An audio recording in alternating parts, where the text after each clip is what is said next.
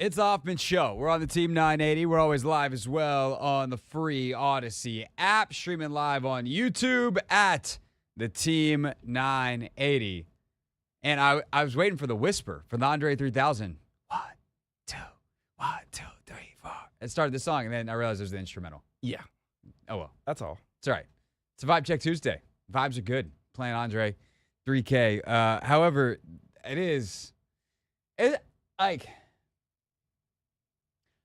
Watching that tape, Anthony, is the most frustrated I've been with this team all year. And I say that as kind of a good thing because the expectations are higher. That is good. It means something. I do think that this team, like, there is a good chance they come out and they're playing with their hair on fire. And the Eagles are good. So I'm going to stop myself short of saying they come out and dump truck the Eagles because I think the Eagles present some real challenges that I'm real nervous about. That's to do with the Eagles.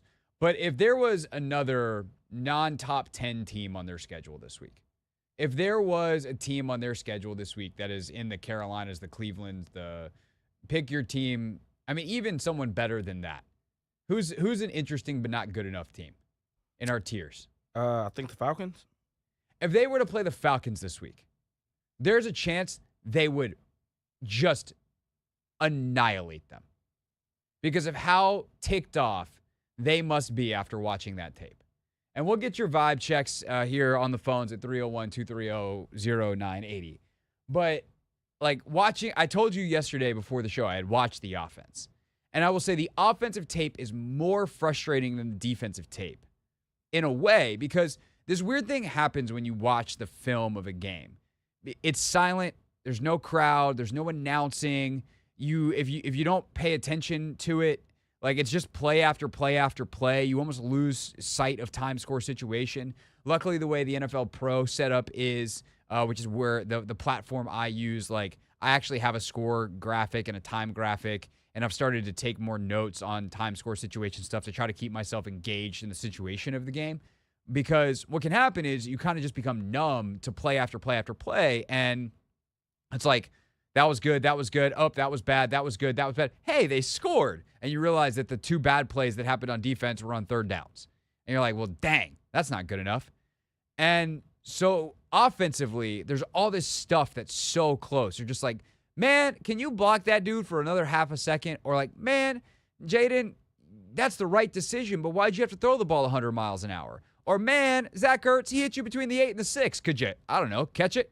And you're just frustrated. And as a fan or an analyst watching it, it's one thing. If they're watching, like if Zach Ertz is watching it, he's going, Zach, he hit you between the 8 and the 6. Could you, I don't know, catch it like you have pretty consistently for 10 years in the league or however many years Zach has been playing.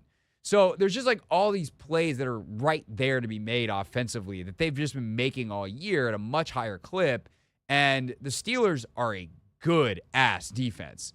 And they do some things that were really, really clever and really, really executed well to the point that, like, if I was taping something with someone this morning for another show, a TV show, and they were like, did the Steelers do something that other teams could maybe figure out? And I was like, sure, if you can install their scheme and play it to the absolute highest level of execution with players that are abnormally good at their jobs. No. If that was that easy, then everyone will do it. Or everyone would do it. And so that's the offense. The defense is frustrating for a different reason, which is that snap in, snap out, they played really well. Like, they won so many more reps than they lost. Where their coverage is locked down, the rush is pretty good, they force incompletions, no one's open, the run defense was pretty good, but then penalty here. And, like, some of them are just dumb penalties. The chin roughing, that's brutal. Like, that's a killer. Then, we got a mental mistake. We got a 3rd and 8. We're up 10 points at the start of the third quarter. We're about to force another punt and a 3 and out. And here comes Frankie Louvu and Bobby Wagner on what looks to be a green dog blitz. So green dog blitz At least it's the terminology that I'm familiar with. They might call it something else, and there's different ways you can play them. But essentially, you got two guys that are assigned blitzing. And if the back stays in, both of them actually blitz. If the back, one of those guys, which I think in this case is Frankie Louvu, you got him in man-to-man, so I guess it's easier to explain it that way. If the guy that you have in man-to-man stays in, you blitz. Don't just let him stand there and help other people block. Go get him, and you go blitz. And if he goes out in a route, you play him in man-to-man. And Jaylen Warren, flashes like he's going to block, slips past Frankie Louvu, and as he's getting mashed in the face by Louvu, Russ, boop, dink, right to Jaylen Warren, who runs it for 26 yards, I think. And you go from 4th and 8 and a punt to massive gain. 2 plays later, Pickens picks up 34 on the weird play where he catches it's like a short slant or like a long slant, short post, dig, some kind of in-breaking route, and then dances and prances through defenders because he doesn't know how to run. He just jumps over everywhere. It's a weird bit, but it's effective. And then they're on the goal line, and then they score. And you're just like, you had a 3rd and 8 and a 2nd and 20. And it ended up in a 6-play touchdown drive? Or 7-play touchdown drive? That's infuriating. Obviously, St. Juice on the 39 late. It's 3rd and 9. 3rd and 9 is great. Unless you play flat-footed and let a dude run right by you. And, the touchdown to George Pickens to start things. I was so mad on Sunday at Noah Igbenogany. I was like, are you kidding me? What? There's a joke coverage-wise. Watching that back, I apologize to Noah Igbenogany. Anthony, I wish if we were on TV, we would do a demo right now. We're on the internet, on video, and we're in separate rooms, so I will do my best to describe it. But, you know what it means to, play through the hands, right? Yeah. Yeah, of course, right? So if I'm going to catch the ball here on my right shoulder as a receiver and you were to be the DB, you would go to where my hands are. And Noah Igbenogany is perfectly right there, ready, just waiting for George Pickens' hands to go up based off his body position to catch it. And then he's going to punch up through the hands, and he probably knocks the ball out, and he probably gets a PBU. It's really good coverage. No complaints. Except for the part where George Pickens is an alien from outer space and changed his entire body position and went from catching it over here to snatching the ball outside of his body over here and uncovered himself in midair in one of the sickest catches I've ever seen in my whole life. It's like, what do you do with that? Be sad? So, down in, down out, defense played well. Down in, down out, offense left, I think, a lot of stuff that they have done well this year. Simple stuff that could have advanced their cause. And then, obviously, that doesn't even mention special teams where, hey, OZ, we got to catch the punts. And they got lucky on the fake that dude drops it. So, it's just, I hope that they find a way to take assuming that they feel similarly to I do, and the way I'm guessing many of you do. The anxiety, the anxiousness, the frustration with that game. Channel it and just go, I'm ready to, because we've all had moments like that where you do something, you messed it up, and all you want is another shot. Well, they got another shot on Thursday, and that shot is a different shot. You don't get to play well and then actually, hey, sorry, oh, wow, great redemption. Take that loss to Pittsburgh off the board. Now you get 2 wins for beating Philly. No, but you can't get one. And it counts kind of double in the division because of where they are at 7-2 and where you are at 7-3. So it's going to be a fun one. It's going to be really, really challenging for reasons that we'll get into maybe starting a little bit today and certainly tomorrow and Thursday on the show. But man, what a frustrating. It feels like times of old in terms of just very silly. It's not even silly though. It is different. Substantively, I know intellectually it is different. But where you're just gah! But I guess this time instead of gow, don't they ever do it right? It's gah, they are so close to doing the things they've done all year. And that way it almost makes it more frustrating.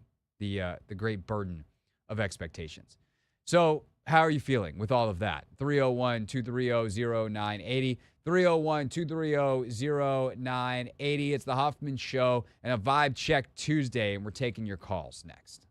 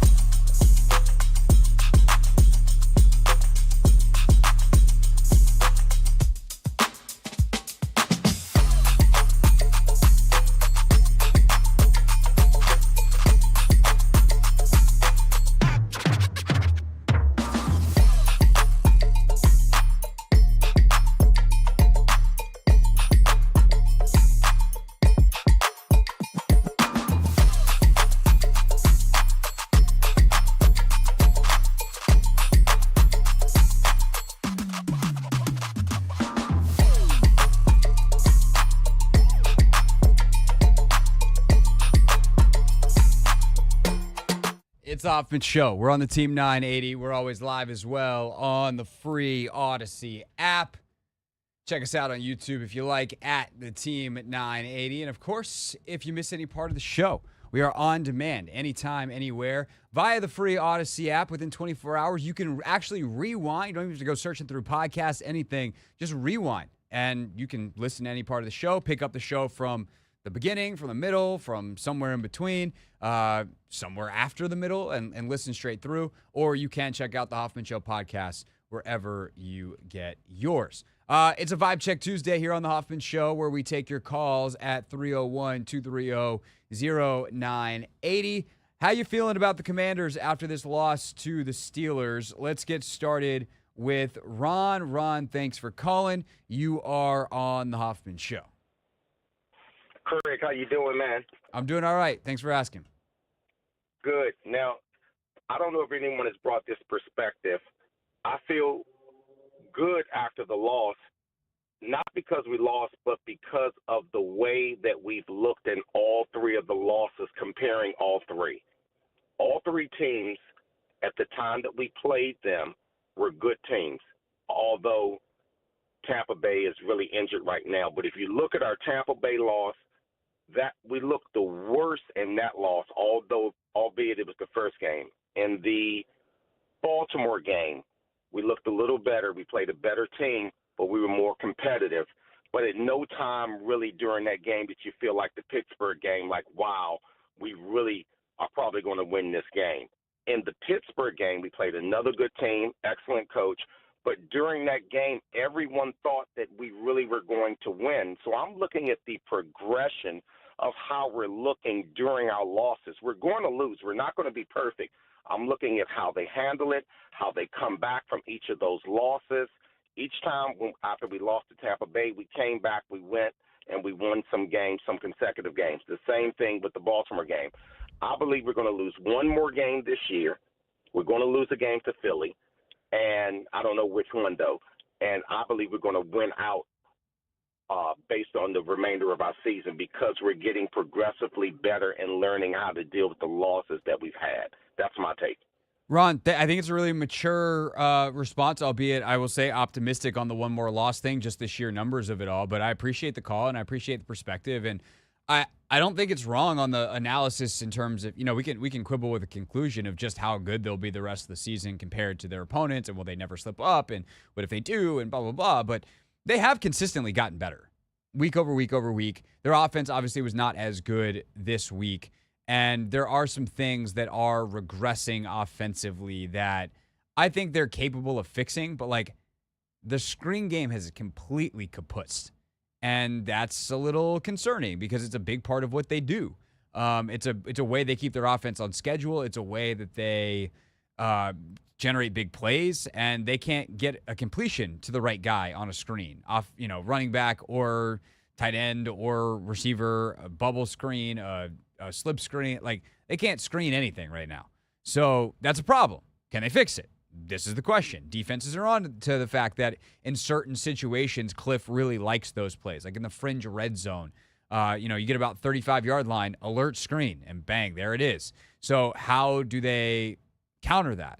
Or do they call them in different situations and get that explosive part of their offense back because they call it on a 2nd and 7 from their own 28-yard line as opposed to the same situations they've been calling them in on the plus 35 all year long. So there's these tendencies and things that they need to snap out of and self-scout, but still offensively, like, pretty good. And I think defensively, like, they're up to 6th in the league in pass defense. 6th. And their run defense isn't exactly getting gashed every week anymore either. And it's been a pretty linear trend. Not that they won't slip up, not that teams can't get them, and Saquon and Philly make me nervous. A.J. Brown and Philly make me nervous. But they have been the product is better week over week, and that is ultimately what you're looking for. And the fact that they've won 7 out of their 10 games is, I think, a lot better than most of us thought they would do at this point in the season. 301-230-0980. Let's go to Dontel and Frederick. Dontel, what's your vibe on this Vibe Check Tuesday on the Commanders? Oh, man, Craig, what's going on? I'm trying to keep it positive. You can do whatever you want, Dontel. It's your vibe, not mine.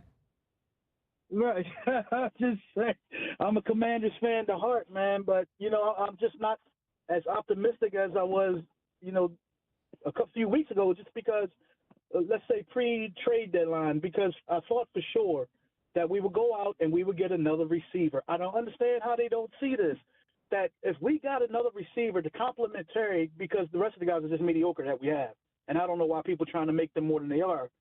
But if we had somebody, this offense could outscore any offense that we come up against. Our defense, it is what it is, and I was willing to wait to next year for the defense because we need too many pieces on defense.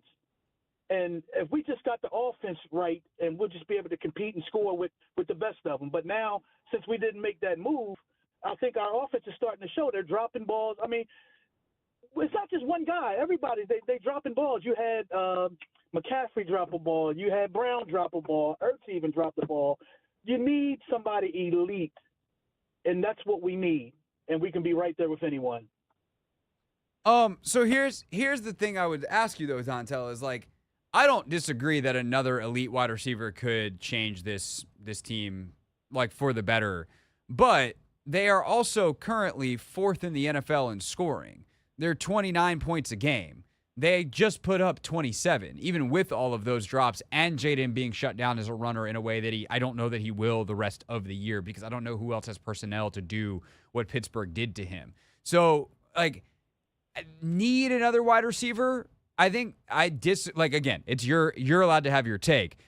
Then we debate the take, because that's how sports radio works. Like, I don't know that I would go as strong as they need another wide receiver. Like, would they take one? Or would I take one? Yeah, absolutely. But I do think that maybe, to your point, the reality of, hey, like, Noah Brown's done a really good job this year. Luke McCaffrey's, hasn't had the production, but he's been open all the time, and then finally gets a ball thrown his way, and it's a little bit behind him, and it hits him, and he should have caught it. Diami had a nightmare game. He's been great in his role this year, but he had a nightmare of a game, and maybe if everyone is a little bit better, that happens less often. But I think if I were to list the problems with this team, I don't know that wide receivers, maybe it's in the bottom of the top 5, but it's certainly not number 1 on my particular list. Yeah, but it's just the fact that they're not requiring double teams to free Terry up more. Terry's taking all the heat. So Terry could be Terry times 2 if we had another receiver on the other side, and that's just what I'm saying. Our defense is going to give up points. I mean, so I'm just trying to outscore everybody, and we almost have that offense that can do that. I hear you. Terry times 2, considering he's 3rd in the league in receiving yards, feels a little bit of like an overstatement, but I get your premise, and I appreciate the call. 301-230-0980, 301-230-0980. Let me actually look at something real quick. Then I got this up. By the way, the Commanders are 1, 2, 3, 4, 5, 6, 7, 8, 9, 10, 11, 12, 13th. So they are top half in scoring defense. I am curious, though, where they are in yards. 1, 2, 3, 4, 5, 6, 7, 8, 9, 10, 11, 12, 13, 14. So, is that yards per game? Did I do that right? Yeah, that's yards per game, because they haven't had their bye yet. So, yeah, in yards per game, they're 14th. Points per game, they're 13th. Like, considering those numbers were in the bottom 5 of the league after first couple of weeks of the season, I think that's pretty good. They're trending in the right direction. But ultimately, this is a defense that will bend but don't break, except for the times that they do break. We're holding bad offenses in the teens, and it's going to be on the offense to carry them. And I think that's another part of the game on Sunday that's probably pretty frustrating for Dan and for Joe and, for Cliff too, is they've worked together real well, and their units have worked together real well all year. They've played complementary football all year. They haven't turned the football over. Special teams has been super solid, and the offense has been able to sustain drives that allows the defense to be fresh. Well, what happened on Sunday? They didn't sustain drives the way they have all year. They had turnovers, including one on special teams. And the defense was on the field a lot. And it buckled down at the end. And so that is something that I think needs to be preached. I think defensively, like, you got to finish. That's where I'm at with this defense. Is they had 3 quarters of pretty solid play, 3.5 quarters of pretty solid play, and then they give up that drive at the end, and that's frustrating. But that's football. But it's a little less, hey, that's football, and like, hey, this is a bit of a flashing light, a warning light, when it's happened in multiple games in a row where in the last half of the fourth quarter, other teams have been able to, even in Chicago, right? Chicago turns it on. They just overcome it with a Hail Mary. Carolina breaks the shutout in the last couple minutes. Some of these other games that have been a little closer where you got a little bit more survival, even if the offense ultimately takes care of it and wipes away whatever in the end. So all in all, the Giants, same thing. Give up a drive, and then the offense just, melts away the clock. They take a knee at the 1-yard line to close it out. So Can this defense finish? I think that is definitely a question moving forward. They're improving. They're going the right direction. That is the next step. Offensively, can they regain the sharpness that they had earlier in the season where they're still producing, but it is not nearly as good of a performance on Sunday as it has been previously, albeit against probably the best defense they've played so far, which does seem like a relevant plot point. And again, I'm going to say this every so often today as we go through this and take more of your calls next at 301-230-0980. It was a 1-point game. Let's not overreact to a 1-point game, even if it feels really bad. 301-230-0980 is that phone number on a Vibe Check Tuesday on The Hoffman Show.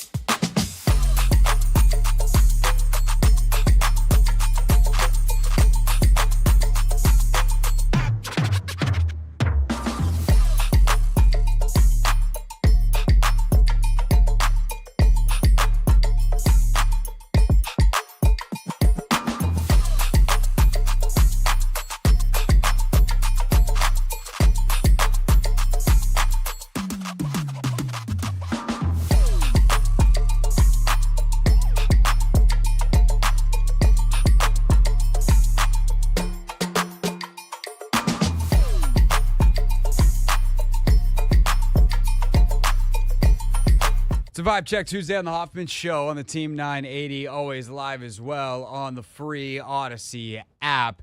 Coming up at 5 o'clock, Tischler Tuesday, live from Ashburn. Commanders are on kind of a funky schedule, as you might imagine, today. So Dan Quinn has already spoken. So is Jayden Daniels. You'll hear from them in the Pick 6 at 6. But the locker room opens actually a little after 5:30 today. So we will talk to Mitch Tischler before he goes in and tries to find out all the things that he wants to know in the Commanders locker room. Talking to all the players and blah, blah, blah, blah. So we'll get to all that coming up in a little bit. What are we doing at 5:30? Oh, Jayden Daniels, Tape Tuesday at 5:30. So looking forward to that coming up as well. Right now, though, it is a Vibe Check Tuesday at 301-230-0980. How you feeling about the Commanders? Let's go to Kevin. Kevin, thanks for calling. You are on the Hoffman Show. No, I don't feel bad about the loss the other day. It was more we beat ourselves than Pittsburgh did anything. And this is what we've known since St. Jude's been a rookie. I think he'll make an excellent special teams gunner. Are you trying to are you trying to be a troll and just get a rise out of me by talking about Benjamin St. Juice? Man, he's burnt toast and coffee every week, bro. Every week. That's how you know things are really bad for Emmanuel Forbes if he can't get in the field behind St. Juice. St. Juice would be an excellent gunner.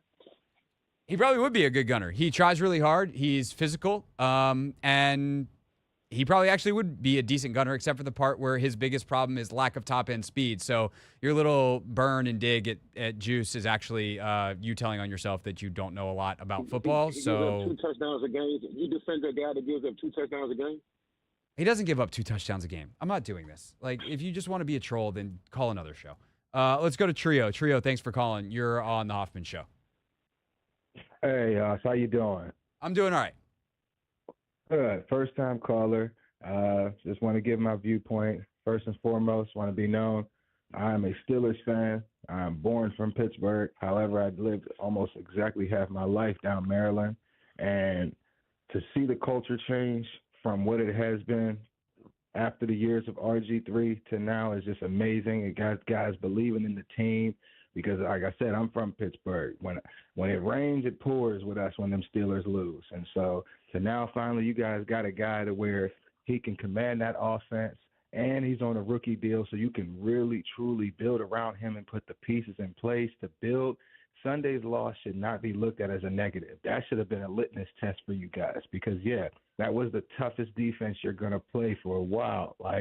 We are going to have, when I say we, I mean the Pittsburgh Steelers are probably going to end the year with not the number 1 and number 2 defense. And if we're number 2, Kansas City's probably going to be number 1.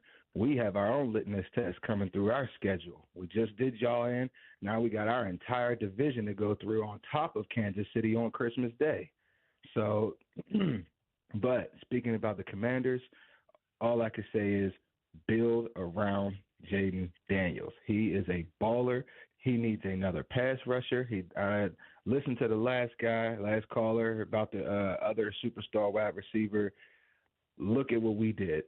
Everyone was saying the same thing about our receiving corps. George Pickens, he's barely a number 1. Calvin Austin's a number 3. Van Jefferson's a number 4.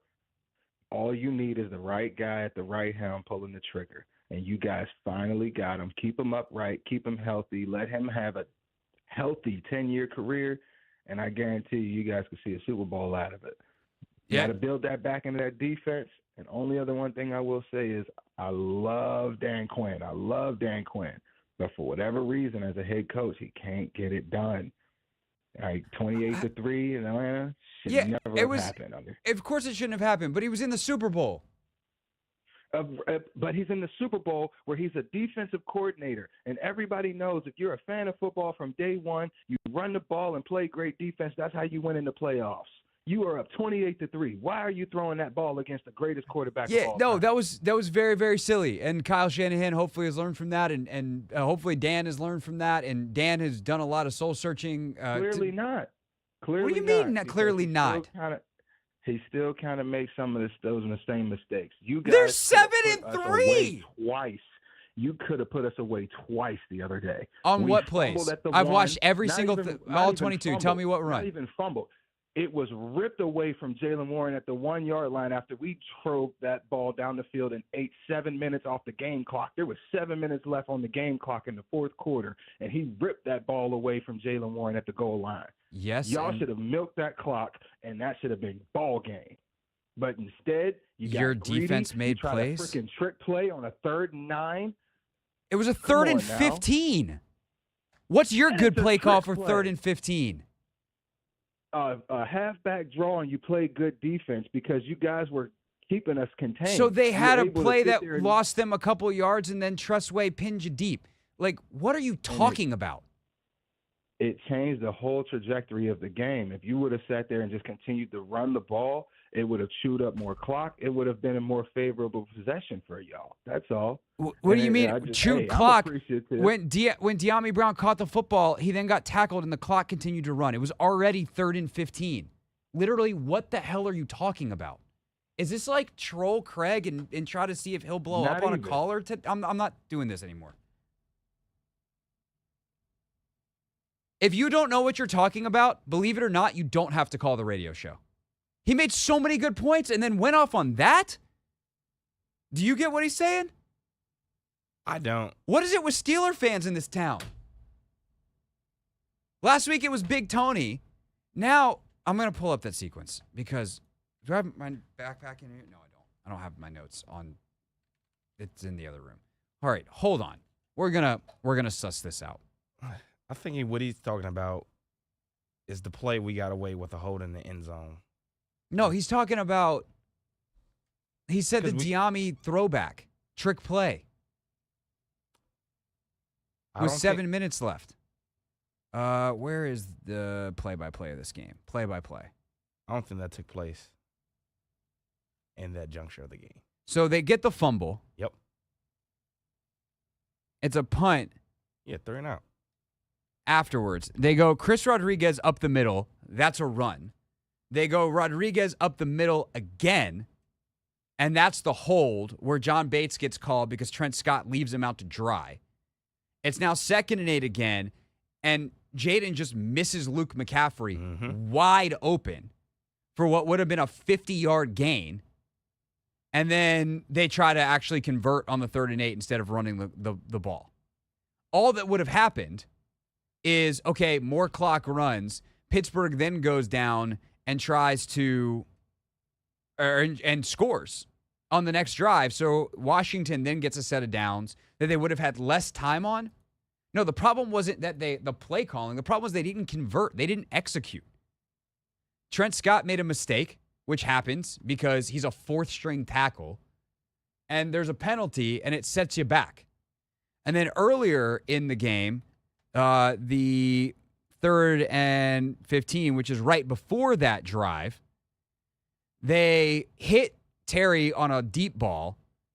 They run the ball. They have the screen that gets botched, I believe, is the Jayden Daniels sacked for -11 because Cliff probably needs to stop calling so many screens on the fringe red. That is something that it seems like teams are onto. I'm sure he is self-scouting that, and it's not going to be news to Cliff Kingsbury.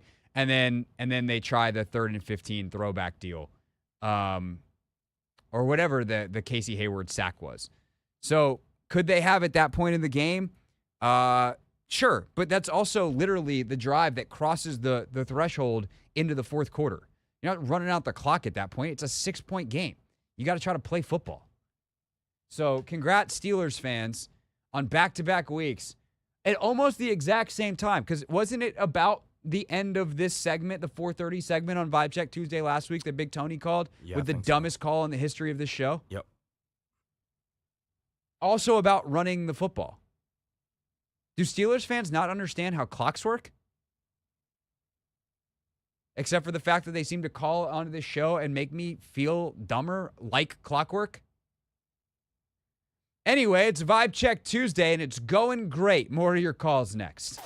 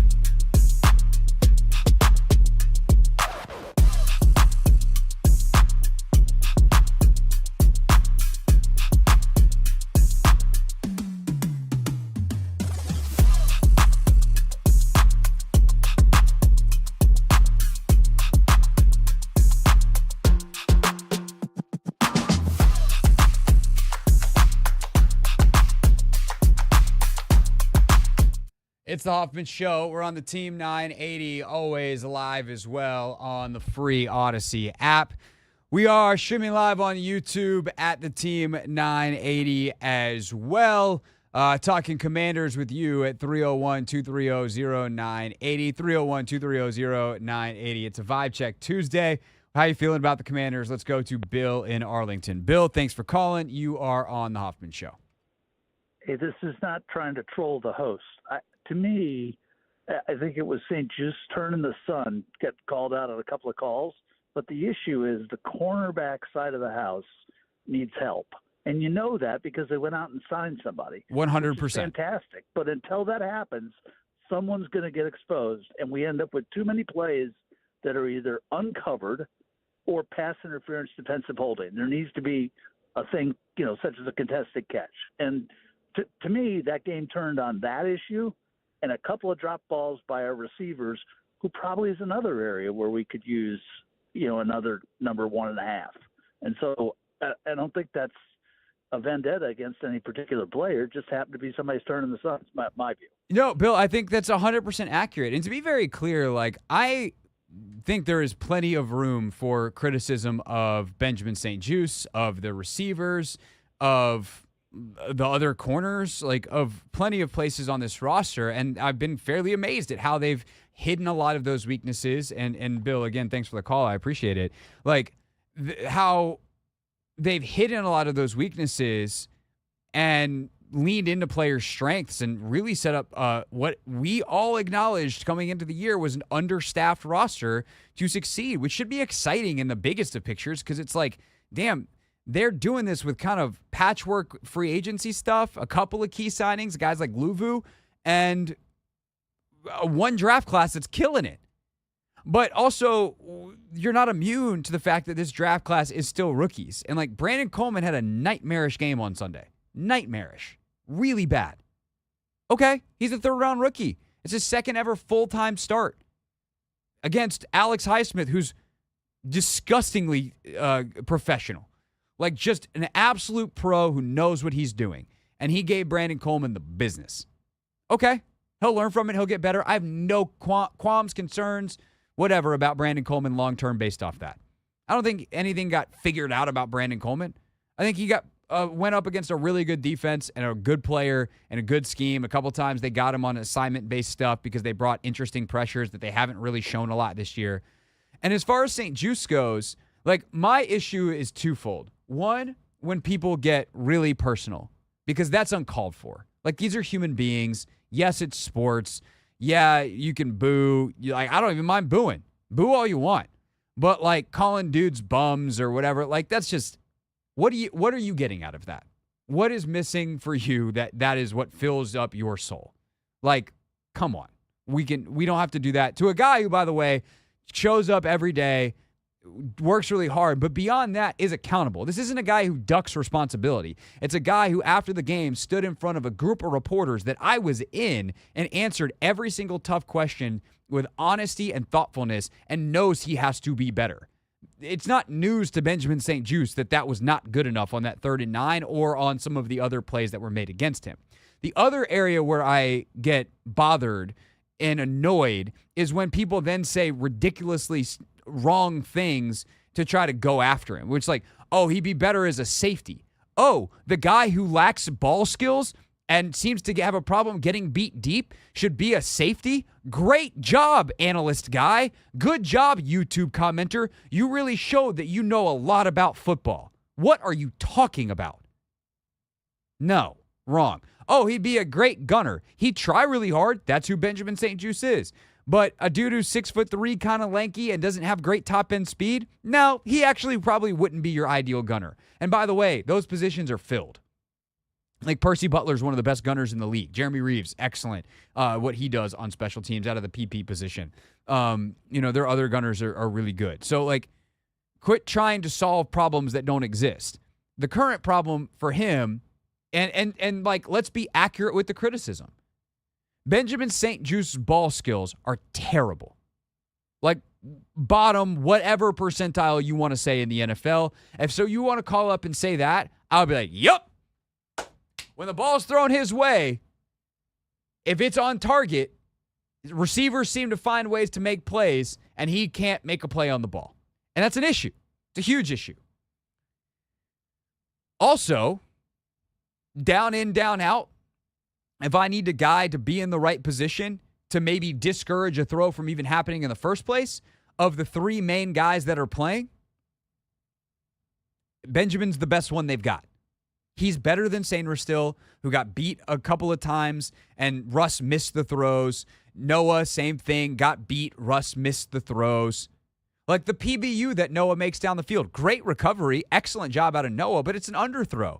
And if Russ puts the ball where he puts the ball later on Pickens, on BSJ, it's a completion, and it's an incompletion for BSJ. Like, swap the throws, and it's the exact opposite results. That wasn't anything the coverage did. BSJ had better coverage for 98% of the down on a completion than Noah did on 98% of the down on an incompletion. But the last 2%, one's a perfect throw and one's an underthrow. Noah winds up with the PBU. And by the way, his ball skills are better. Fine, willing to admit that. And St. Juice winds up with the ball going through his hands into George Pickens' hands. The consistency with which that happens is a huge problem for BSJ. No defending that. His tendency to freeze up in big moments and kind of forget all that great technique he plays with the rest of the game is a huge problem. But when you call the show or leave a comment or whatever that is like, this dude's a bum, he should play safety, like all you've done is out yourself as a goober. Don't do that. You don't have to. You can just say he's bad at the things he's bad at. There's plenty of bad there. But it is why they went and got Marshawn Lattimore. Because they know it. They know that that's a problem area for them. They need dudes who can make plays on the ball to play how they want to play. They need guys that can trust in man coverage that, hey, the quarterback's going to get rid of it because he's about to face a ton of pressure. That ball is going to be up in the air for a play to be made. And they can't trust Juice to do that. And they shouldn't trust Juice to do that. Which opens up a bit of a different can of worms in terms of the play calling. But I think sometimes you have to take those shots. And Russ missed on a lot of them. He hit a couple of key ones, and that can be the difference in the ballgame. We don't really have time for more calls, unfortunately. But I do want to say this because people like to bring up Emmanuel Forbes. Anthony, are you ready for a pop quiz? I am indeed. Well, that's good because you don't really have a choice. It's the nature of a pop quiz when you're the producer on the show where the host goes, hey, anybody want to do a pop quiz? You're the only other person working on this show. Yes. Did Emmanuel Forbes play on Sunday any defensive snaps? Yes, he did. How many did he play? 2. What happened?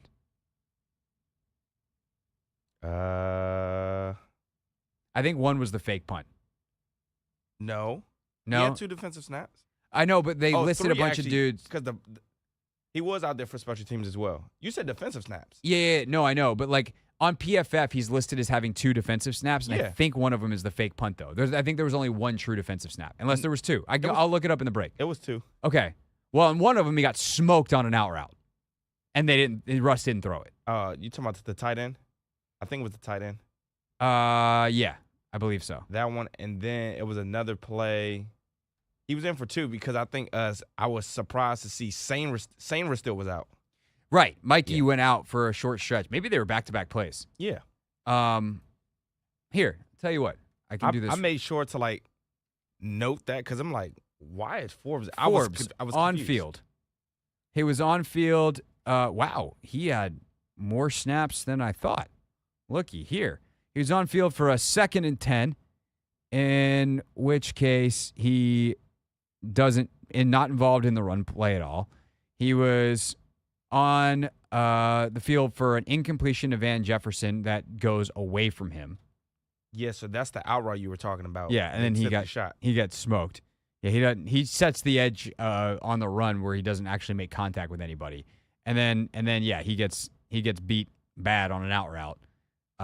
And it wasn't a tight end. It was Calvin Austin. And there was pressure on the play, and Russ just throws it past Van Jefferson out of bounds deep.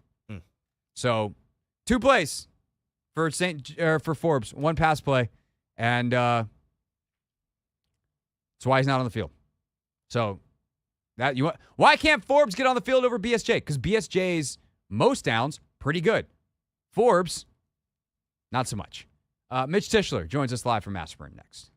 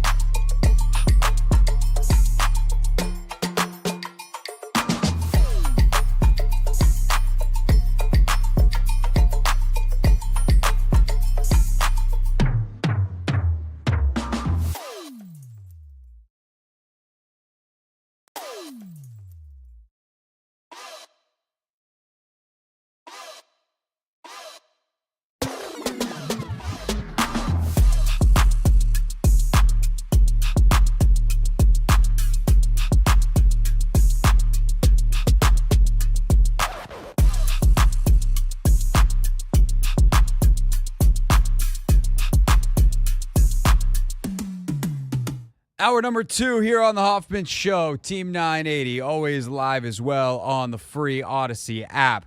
That hour opener, something from early days of the show. Tuesdays, they're not so bad now, though, because we get to do this.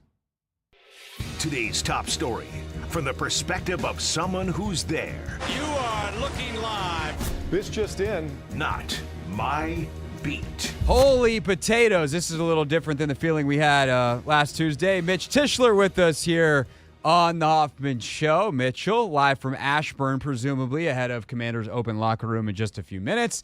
How are you, my friend? I'm doing fantastic. Certainly a little bit of a different vibe than last week when we talked. No holy potatoes this week. No, the potatoes still need to be blessed. Mitchell, let's can I do a big picture thing with you real quick and lean into your TV experience for a moment? Please. So, my big gripe on the officiating is not necessarily any particular call. I certainly have disagreements, but it is the setup of specifically the 4th and 9. This is a multi-billion-dollar industry. They're still using chains to measure first downs. There are all kinds of high-definition cameras. There are like 30 of them around the stadium. How they don't have some kind of down-the-line shot that is extraordinarily clear, not to mention some kind of microchip in the ball, is beyond me. For those that don't know in the audience, Mitchell, on top of being the fantastic co-host of the Beltway Football Podcast, has been working in television production for Monumental Sports, NBC Sports Washington, Comcast Sportsnet, whatever it was going by at the time, for a long, long time. He's very well versed in these things, in all kinds of television. So Mitchell, after that giant windup, why the hell isn't there a camera that has a very clean shot down the first down marker? As that's a very important part of the game that is very predictable and seems like there should be a camera there. Yeah, I mean, listen, different broadcasts have different levels. Just like you have the broadcast teams, you have production teams that are A, B, C, and D as well. And when you're the A team, you generally get kind of the entire accoutrement of cameras and everything that these different networks have, and some of them have the pylon cams that are at the first down marker that look straight across. Unfortunately, the broadcast on Sunday was not utilizing that technology. The league can only use whatever cameras that the broadcast team has on site, and so the review room back in New York gets a raw feed of every camera that they have, as well as the all 22 camera that they use when you look at breaking down film or whatever. But the review room can't magically come up with different camera angles that are looking straight down the line. So ultimately they get whatever the production crew provides. And typically the rolling cart that I think folks are familiar with that rolls up and down the sidelines usually is set up around the first down line and gives you more or less that look straight down the line. For whatever reason, and I think probably game time and distance specific, the card wasn't shooting straight down the first down line, and ultimately the league only could use the video angles that they had. And while I agree with you, I don't think it was a particularly good spot. There was nothing that we saw, and I know folks are going to point to the knee being down and the angle of it that we saw from the 50-yard line, but they had no angle that definitively said that he got the first down there. Now, they could have easily re-spotted it and then marched out the archaic chains to come and do that. Unfortunately, they didn't. They decided not to do that, and I'm not exactly sure what went into that. But the other thing is the technology inside the football that everyone loves to talk about isn't quite as feasible on an NFL field, because that line that you're trying to mark is constantly moving. So there's math and everything else that has to go into, what that would look like, as opposed to soccer and tennis that have, the automatic VAR, or have the VAR, and electronic in out of the ball. Those are all set lines. You think about a goal line in soccer, that's always in the same spot. That first down line is moving every single, drive, every single couple of plays. So it's a lot more difficult to implement that sort of technology, but I have no doubt that there's some very smart people out there that are working on it, and the NFL has a lot of money. I'm sure they can figure out a way to get it done. So that leads to, I guess, my technological follow-up here, which is the broadcast can kind of, I won't say can do whatever it wants. Like, certainly the NFL would be pretty ticked off if CBS was just like, hey guys, we're gonna shoot this one on $100 budget, so you get what you get. Like, that's not gonna fly. But couldn't the league install cameras? Like, and they've got like the second spectrum system, whatever the hell they call it in the NBA, where they track all 10 players and the ball at all times with pretty exacting accuracy, and it's more of like a dot system than it is actual film. But they have a way to then turn that into some kind of readout that they can see and really, pretty precise spacing on. So maybe there's a version of that. But also just, again, on like the pure video side of it, like how hard would it be on that rolling cart to say you can have a camera that swivels on top of that thing, but we're also going to mount one to the cart. It's going to be exactly at the first down line, and it's going to shoot straight. And that way, if we ever need that, we have it. Like why, or could the league dictate that? And why, if they have billions of dollars, wouldn't they? So, I mean, the cart is run by the production, not run by the league. And if you want to get into, should the league mandate that every game is produced and shot and created the same way so that every game has equal camera angles and equal camera operators and, all those different things, you're getting into a little bit of a different horse, I would say there. But as far as the cart goes, I don't know how much you've watched the carts, but there's literally a guy who's driving it up and down the sideline. There's no yard markers or, there's no, pylons for them to make sure that they pull up directly, exactly at the line of scrimmage, just shoot straight down. It's a human operated, mechanism. So listen, I think that there needs to be, the next step in terms of this, review that the league is doing. And I think you can, look at kind of the progression over the years where there was no reviews that were being done at all. It was just whatever the refs called on. Then you have a couple red flags you can call for certain things. Now this year, the league is automatically looking at certain calls and plays, and they're, calling down to the refs on the field to correct, obvious mistakes that have happened. And I think the next step is probably the ball technology to find a way to track it. I know you mentioned the NBA version of it.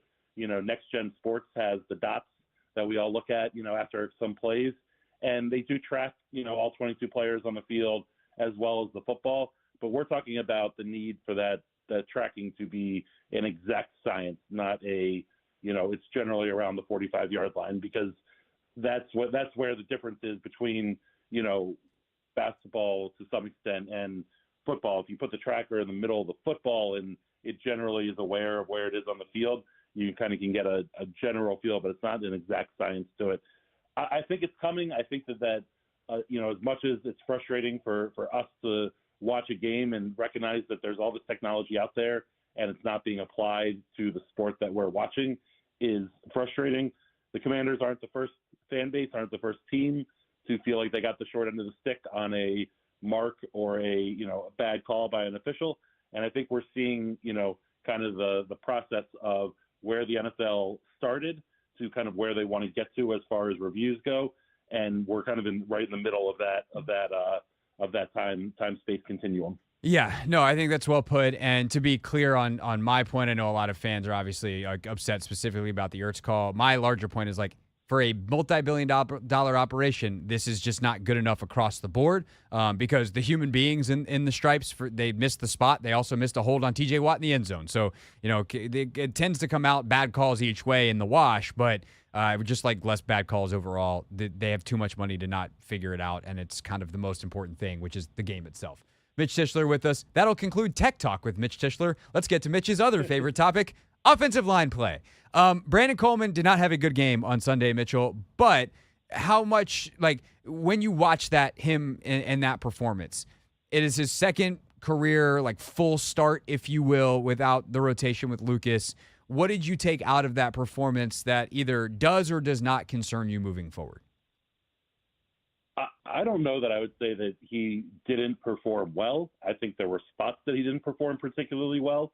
But I think as a whole, the fact that you can look at kind of the edge rushers for the Steelers, again, as a whole, because I think it's only fair to, as you evaluate Brandon Coleman, who was left on an island a lot in that game because of the fact that Wiley was out and Trent Scott was on the right side. So they were, and obviously TJ Watt is over there as well.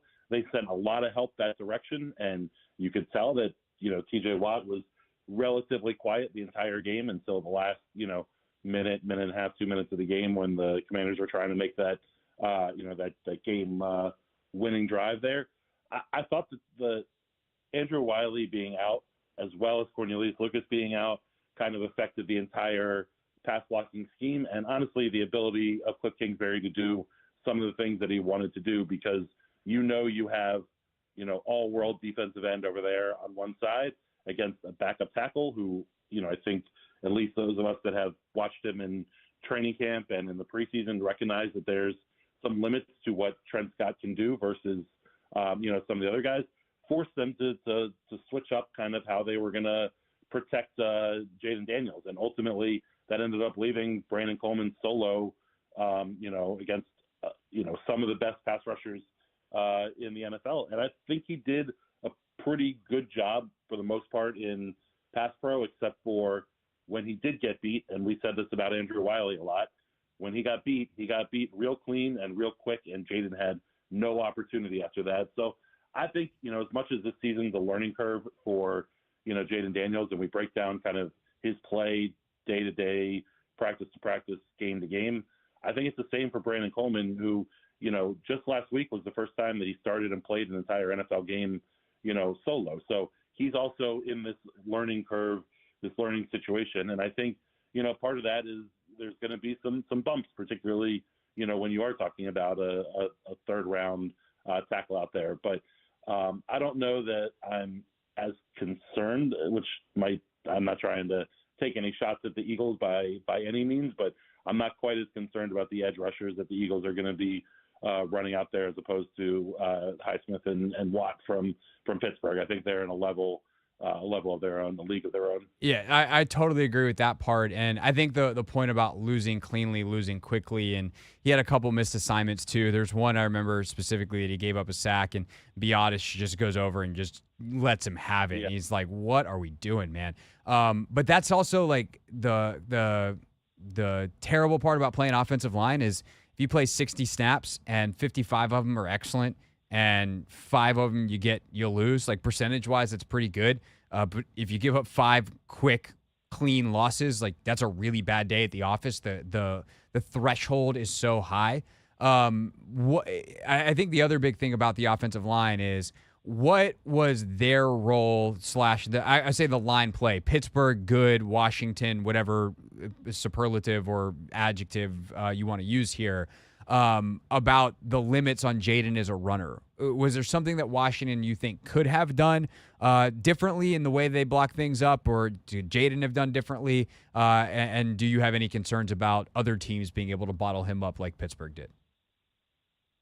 Yeah, I mean, I think teams are going to have made a concerted effort to bottle up Jayden in the run game.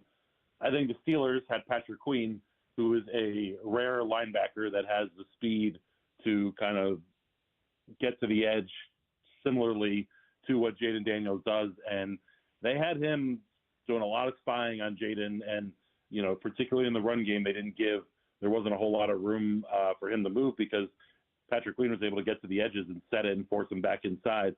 I also think, you mentioned Biotis, and, that injury that he picked up during the game, or whether it's been lingering or not, I think was a big factor in the ability to run the ball kind of overall, because the interior of that O-line, which has been such a strength, I thought struggled at times last Sunday. And, when I look ahead to what the Eagles are going to have, Jordan Davis and the other kid, Jalen Carter. Yeah. Yeah. I mean, those are 2 young, big, athletic, strong, athletic again, interior D linemen who can wreck an offense altogether. And, I also think the lack of having Brian Robinson is pretty major. And I think, the 2 games that we've seen against Baltimore and against Pittsburgh where he wasn't able to play, it wasn't just Jayden couldn't get the run game going. The entire offense couldn't get the run game going. And, I asked around in the building and to some of the coaches about, obviously when you are missing your top running back, how much does that affect the rest of the run game? But did you expect it to be, they've averaged almost 170 yards a game with Brian Robinson, and that's total rushing by anyone that's carrying the football in games that he's in. And I think they're around 75 yards a game or so in games that he's not in. And that's a huge problem. And, obviously the number is going to go down when you're starting running backs out. But I think the threat of Brian Robinson really has hurt Jayden Daniels' ability to kind of get to the edges, because teams don't have to, worry about having a bowling ball in there who's going to, pull you around for 5, 6, 7 yards at a time like Brian Robinson does. And ultimately, I think that's something that Cliff and DQ and kind of the Adam Lynn and Bobby Johnson, everyone who's involved in the run game, they need to wrap their head around, kind of trying to find a fix for the non-Brian Robinson games, because he didn't practice today, and I would say he's probably going to carry at least a questionable designation into Thursday night. That's going to be something that they have to figure out. It definitely is. I was very surprised to not see more of Chris Rodriguez. Some of it is bad reads, but a lot of it is just not like the results and the way that, or I should say the looks that they're getting to run into are just different. The way that B-Rob affects things. The zone read game, like Pittsburgh was like, please hand it to the running back. Do not let Jayden run. And the way they did that I thought was spectacular. And then, obviously Wiley, like he's a very good run blocker. So it's going to be interesting to see what they can do against Philly. Last thing for you, Mitch, the secondary. Everyone knows that there's issues back there. That's why they traded for Marshawn Lattimore. Correctly identifying the issues, I think, is a little more, it's a little bit more difficult. I think that down in, down out, St. Juste is their best corner. I also fully acknowledge that in big situations, it seems like he does not perform up to the level that he does on the rest of those downs to earn that designation in the first place. If we can at least agree on that sets us up here. What do they do with that information? Both Thursday, if there's no Lattimore, and then long-term, what do you do with that information? I mean, Thursday, if Lattimore is not able to go, then as much as Commanders fans are going to be frustrated by it, I don't know that there's that much else that they can really change to. They have a short cornerback room as is, and not height-wise, just in terms of depth there. And if you don't go with St. Juste, then you're giving a lot more reps to Emmanuel Forbes or to Michael Davis, I guess. But I think, early on in the season, they tried the Michael Davis experiment in terms of, being out there a fair amount, and got their answer as to, his value is on special teams and, as a spot player in the secondary. There's just not a lot of answers outside of St. Juste. And when Lattimore is able to go and be a big part of this, I think that's when the real question comes for this coaching staff, because there's a very real situation that I look at where you have Marshawn Lattimore on the outside on one side, Mikey Sainrisville on the outside on another, and I would go with Noah Igbinoghene as a slot corner with St. Juste, rotating in from time to time. But, I think what you said should carry a lot of weight, and fans don't want to hear it because, in the moment when the big play happens, you're frustrated, and it seems every time that's BSJ that's the one that's getting beat on it. But he is who he is as a corner, and I think you need to adjust coverages so that he's not being left one-on-one in big situations. Make sure that he has the safety help over top. On 3rd and 9 there, I don't know why you're not playing, some too deep, some too high there, and, making sure that you protect the first down line, which is obviously something that is very important and need to do on a 3rd and 9 like that. But you're also up in the football game. You got to make sure that you keep the lead. So, you can't get beat over top there in that situation. Part of it certainly is lack of, I would say whatever issue Benjamin St. Juste showed on that play. But I think the scheme also didn't do him any favors.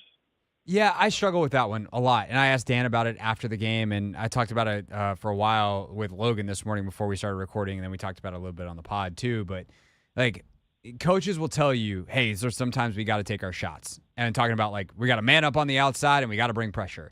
And I kind of am at the point where I'm like, do you? Why? And you go back through the game and you go, you want to know what? They did get a lot of bad Russ throws against pressure where he launches the moon ball and it goes out of bounds, or it's an easy, incompletion, and that it limits the options and all of that stuff. But I just tend to agree with you that based off the time, the score, the situation, and the opponent, if you can make Russ think he's got to get rid of it, he's going to throw a moon ball. And to be honest, the quality of the moon ball that he threw, maybe a safety over the top doesn't even help because it's so close to the sideline. But I'd rather him be staring at a defender over the top, hey, this is zone, my deep stuff is dead, and have to figure out something underneath, 3rd and 9 with 2.5 minutes to go. And even if they get 4 yards and then convert a 4th and 5, or get 10 yards on a slant and keep driving, you don't go behind in the football game. And so, I don't know. I keep doing circles on this, Mitch, because their pressure package is who they want to be, and it isn't a bad option with guys like Luvu flying off the edge. But I also just kind of go, there's a gap between who you want to be and who you are, and you have to coach sometimes to who you are. Yeah, and listen, part of it, we've talked a lot about, complementary football, offense, defense, special teams, all that. There's also complementary football within a group, within a side of the football. And when you're bringing a blitz, which is why they were in single high, and why Benjamin St-Juste is left, on an island one-on-one. To me, it makes sense that the corners are up on your wide receiver and jamming him so that there's not an easy throw for, the quarterback to make in that situation. I almost feel like when they play this 10-yard break between the wide receiver and corner, the corners are almost relaxed at 10 yards off because they think the blitz is going to be able to get to them, and the play is definitely going to have to be thrown in front of them, which is probably why Benjamin St-Juste kind of got frozen on the first down line there, because there's a blitz coming. He thinks that they're going to force Russ into a quick throw, which ultimately means probably a slant, a hitch, out, something quick to his side of the ball. And the fact that he's playing so far back, I think he was resting on his laurels a little bit, whereas if he's up on a receiver jamming him, maybe Mike Williams doesn't get a clean break off the line, and maybe Russ has to think going somewhere else because he's getting jammed at the line of scrimmage. I think that, like you said, theoretically, there are a lot of things that Joe Witt does that I like, and I think that a lot of it makes sense. This is the one thing that I've seen this season, since the start of the year that's kind of been percolating and questioning in my mind is when they bring blitzes and have their corners off of the wide receivers. It feels like they're almost allowing quick completions to happen or allowing guys to get open looks. Where I'd rather, if you're pressure across the front. Hopefully not somebody off their route. Don't let Mike Williams have a clean release and be able to just run right by a corner that's standing 10 yards down the field. No, that makes a lot of sense to me. I don't know. Sometimes I'm just like, this makes sense, but coaches tell you that that's not how you should do it. And I'm like, I don't know. They're the professionals. They're really smart, but maybe I'm missing something. But you and I, Mitch, if I'm on the same page with you, I'm having a good Tuesday. So I'll take it, man. I'll take it. I got to be honest. I feel the same way. But listen, I think that when Marshawn Lattimore is able to play, I think you're going to see Joe Witt be able to call the type of defense that he wants to call, because he's talked about, Jimmys and Joes, not X's and O's. And, as much as that's true, making sure the right players are touching the football and on the field at the right time, you gotta, if you're a complex defensive coordinator, you got to be able to make your calls as you want them. And I think Marshawn Lattimore will allow that to happen. Yeah. Let's replace Jimmy and Joe with Marshawn, and I think that'll be better. Mitch Tischler, everybody, you can listen to him on the Beltway Football Podcast with JP Finley, which is also live after games on the Monumental Sports app. Are y'all going live from Philly at 1 o'clock in the morning or whenever it will be? You doing it? We will be live after the game in Philadelphia on Thursday. We're hoping to hit around 12:15, I think. And okay. We'll do a half-hour, 45-minute postgame show. It'll be fun. Well, I give you the full-throated endorsement of everyone watch that on the Monumental Sports app. And then the next morning when Logan and I, who will be sleeping at that – well, actually, Logan will be coming back from the game. I will be sleeping at that time. You can watch the instant, in quotes, reaction show from Take Command on Friday. Mitch, thanks as always for your time, and we'll talk to you next week.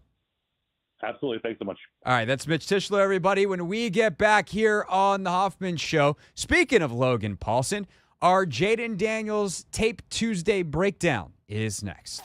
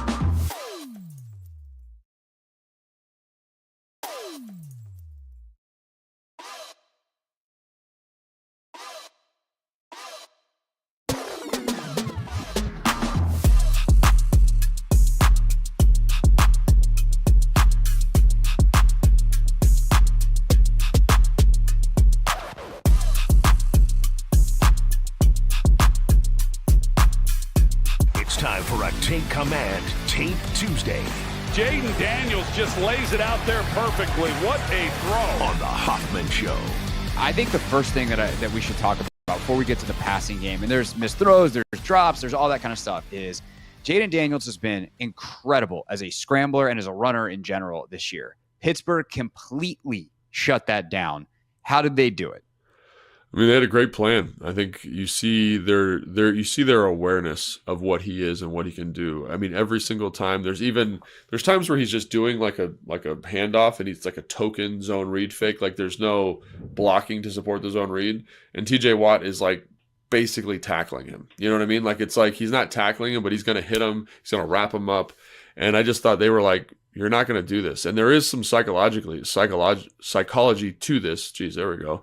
To kind of get the quarterback to be like, I don't want to do this. You know what I'm saying? I don't want to pull it because they're so aware of that I've got it. So I think back to the Pittsburgh 49ers Super Bowl, right? Which was, no, not Pittsburgh, the Baltimore 49ers Super Bowl a couple years ago now, it was probably like 2013 or 12.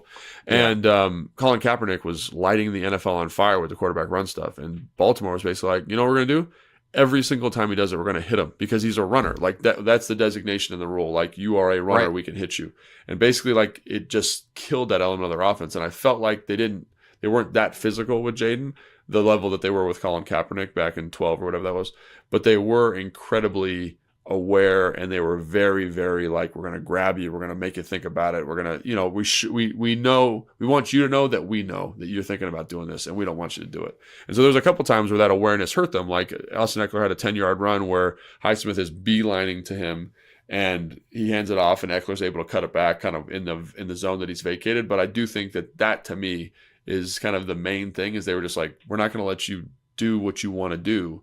And and sometimes that's all it takes is just like the defensive coordinator showing Cliff that, hey, don't do this unless you want to get your quarterback a shot to the ribs. And I know he's a little bit banged up. And I think that's to me what it felt like. Yeah, it almost felt like, hey, if you're an edge player and you're unblocked, whether it's true zone read or fake zone read, you go to the quarterback. If you sense you're unblocked, do not worry about a read. Your read is go, and we will take care of the front side. And that's where Deshaun Elliott and Patrick Queen and all these guys that have so much speed, and obviously Cam Hayward and the eating of the blocks and Keanu Benton and on down the list. These guys are so good that they can stop the run without the extra player. And so, yeah, technically you have the numbers if you're Washington, but it's like just don't let him pull the backside and get the 40-yarder.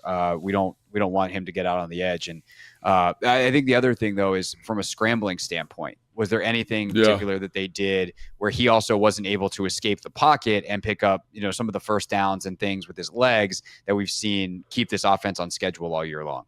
Yeah, I think this is a good case study in showing how to rush well with 4 and rush well with 5, and the importance of compressing the pocket. Because people always talk, quick wins and unabated to the rusher, and like when you're doing defensive line stuff, you're like, oh my gosh, look at this rush. But there's a lot of value, especially internally, if you can get quick power on a guard and collapse that pocket, right? Because like one of the things that they did a good job of was Cam Hayward's getting long arms on guys, and the pocket there's no running lane. It just perfectly compresses around him. It's almost like it's like a noose tightening around him. So the only way he can vacate is if he goes deep. And we talked about this in the pregame show, but basically like that's where TJ Watt hunts, right?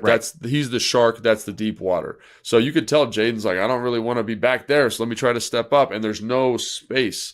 And there's a couple times where it looked like there was space, but they did a great job, because when we talked about the 5-man rushes where they're stunting the 2 defensive tackles, he's getting pressure here like to his left, and then they loop a linebacker around, and then he's just right in that hole vacated by the defensive line. So they just, in terms of disciplined power rushes from the interior of that group, it was excellent. And so on the sideline, you're like, because usually he does a great job getting back there. He can kind of find a little grass and then scoot out. But you could just tell that group was like a well-oiled machine in terms of being like, nope. It wasn't like they spied. It just, like, it's a thing that like Ron used to talk about all the time. Like, hey, we need to rush together. We need to rush as 4. And it never kind of happened. To me, easy to say, hard to do. Yeah. And to me, this was just like, you want to like clinic tape on how to do it? Like, these guys are going to be selfless. They're going to bull these guys back. They're not trying to get sacks. Like, credit to Cam Hayward and Keanu Benton, because like there's times where you could win quick, but I know I got to power this thing in and again constrict that sucker up. And it was a lot of fun. That was fun for me to watch because it's like football nerdy stuff. But to me, that's the reason that he couldn't scramble, is because they were just so aware, and they were so even TJ, to his credit, like usually he's ripping the edge all the time, really working. He was so disciplined with his position. Highsmith was incredibly disciplined, and so really credit to that group, because they came in, they knew where he could hurt you, and they said, "You're not going to do that to us." And yet, there were so many opportunities. So many ops. From a passing game standpoint, obviously, some of the throws downfield to Terry, he was not afraid of Joey Porter Jr. You want a corner who actually had a bad game? Joey Porter Jr. got torched left, right, and sideways, specifically by Terry McLaurin and Noah Brown. But obviously, there's some stuff left on the field. What do you make of how Jayden performed as a passer, both from a decision-making and an accuracy standpoint? Yeah, I actually thought he made good decisions. There was one early in the game that was a little bit tough, but it was like this sick look, like when you see cool stuff, teams run this all the time, but basically like, Tampa 2, they got that Mike linebacker that runs out of there, right? Yeah. And so what they did is Tampa did a really cool coverage thing. They kind of had the safety sitting in a 2-shell structure. They got the Mike linebacker, who was the safety in this case, dropping like it's Tampa 2, and then it actually inverts and rotates to cover 3. And so Jayden is getting ready to throw this ball like it's cover 2. It's the one that is behind Noah Brown early in the game. I think everyone's like, "Oh, that's a bad miss. That's a bad miss." To me, it felt like versus Tampa 2, that's where the ball should go. And then it's like, oh, damn, this is actually cover 3, and those are hook players, and Micah Fitzpatrick is about to pick this ball off. Let me get this to the back shoulder of Noah Brown real quick. So, like, even that recognition in that short time is pretty cool, and a really sick disguise there, honestly, by Pittsburgh. But I just the one thing I will say is he felt a little off from an accuracy standpoint, just a little bit. And there was a couple times where that pocket's compressing around him, specifically on the one to OZ, where he's kind of crossing the field. They're running like what I would call like a knife concept off a pop pass action. So they pull the guard. He's got a man beater. He's coming across the field. It kind of plays like pop pass, but the combination is knife. So through and then a dig behind it. And he does a great job kind of avoiding a little bit of a rush. His base is a little bit off. So the thing about Jayden, to me, is he's always able to get to a good base, but if he's not balanced in the base, sometimes the ball will just tail ever so slightly. So he kind of does a quick shuffle. His base is pretty good, but as he throws it, he kind of opens his hips and falls away a little bit because the rush is coming. And the ball is got great velocity. It's got great spin. It just kind of tails just ever so slightly to the left. And OZ is running to space, but it's got a little bit too much juice on it. It's tailing a little bit too much, and he just can't get there. And so that's a play where, and that happened probably, I'd say 5 times, where the rush just got a little bit tight. The ball comes out a little bit too fast, and we missed the throw. So yeah, I'm glad you mentioned that, because that was something that I thought during the game as well. And part of the kind of he was sped up was he was firing fastballs all over the place. And I thought his decision making was mostly really good. Like, there's not a lot of times where I'm like, oh, he missed a bunch of this, or there's like 1 or 2 where he's got opportunities that he maybe could have thrown something bigger or whatever. But like, that's every single quarterback game that we've ever watched.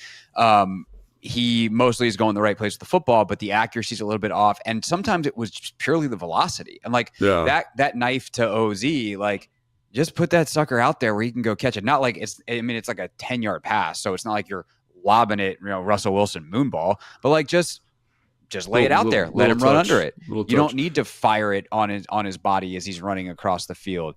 Obviously, the drop by Diami in the end zone is a horrendous drop. It hits him. You can't hit him between the numbers because he wears number 2, but you hit him in the chest. But that also, like, that was a laser beam. And it probably didn't have to be. And there's a couple of others as well where it just feels like he mentally was going, I got to get the ball out now. And it just chucks it. And I think some of the drops were that too, where his touch has been so impeccable all year long. And between the accuracy and the touch, some of the incompletions started to stack up in a way that they just haven't this year. And again, the decision-making is good. I don't think that's like a long-term problem. It was the best defense he's probably faced all year. The pocket's getting constricted.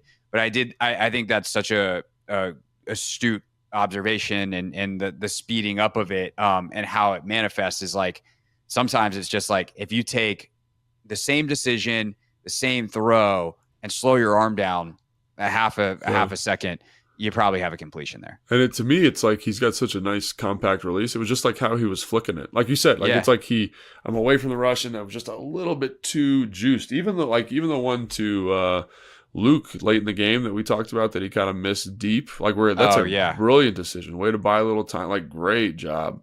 But like you've done such a good job to your point of like just putting a little feather on it, right? Just a little feather on it, because the one thing that does allow you to do is it limits the need for pinpoint accuracy, right? Right. Because these are the best receivers in the world.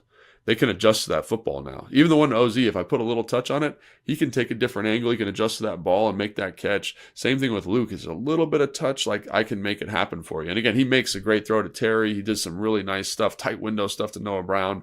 Like there's some good stuff in there, but there was just a little bit of, to me, I think it's reflective of kind of the whole offense. And, maybe he's such a big part of the offense, that's why you feel it. But, like the one to Zach, like great throw to Zach over the middle of the field, and Zach, again, right in the chest and drops it. And so there was a couple of those where you're like, damn, and the one to Luke on the sideline, we just talked about that. Again, is that a tough catch? But is that a play that I've seen him make in practice like 30 times? And it's also a throw that Jayden typically makes. Like it's a drop by Luke, so I'm not trying to shift blame, but also like that ball's a little bit late and inside. Yeah. And if it's a little bit more outside, it's obviously, you would know it's a much easier catch going on an out when you can get to keep going out versus trying to slow your body and come back inside to it. So like those are the kinds of throws that he's made pretty perfectly all year, which is why his completion percentage is outrageous. It's like 70+%. He's had the 80s, the Cincinnati game where he's in the 90s. Like he's been so unbelievably perfect all year that he finally got sped up a little bit, and he still has a pretty good game because, as you said, like the throw on the sideline, we saw some of the best deep balls that you'll see all year in this game between Russ and Jayden. The deep ball on the sideline to Terry, like that was sick. He hits that RPO to Terry on the slant to start the second half. Like that's a perfect ball. So he has plenty of fantastic stuff in this game, but it just, the constriction, everything gets a bit tighter and sped up, and then you get a couple more incompletions than you're used to. And again, in a 1-point game, everything matters. A couple more of those, and perhaps this thing is a little bit different. Anything else to wrap up here, Logan? No, I'm really excited for the preview on Wednesday, and I'm excited for this game, man. I'm really, really excited because, like, how do you bounce back from something like this? And I can't wait to see. Because, again, I think they're going to be kicking themselves when they watch this film. Like, man, defensively, we're 5 plays away. Offensively, we're 10 plays away. Like, that are plays that we could make, and I think that's the thing that really sticks out to me. It's just like, man, and hopefully they take that, they're motivated, and they get after it going into. Want more from Craig and Logan? Subscribe now on the free Odyssey app or wherever you get your podcasts. More Hoffman Show next on the Team 980 and the free Odyssey app.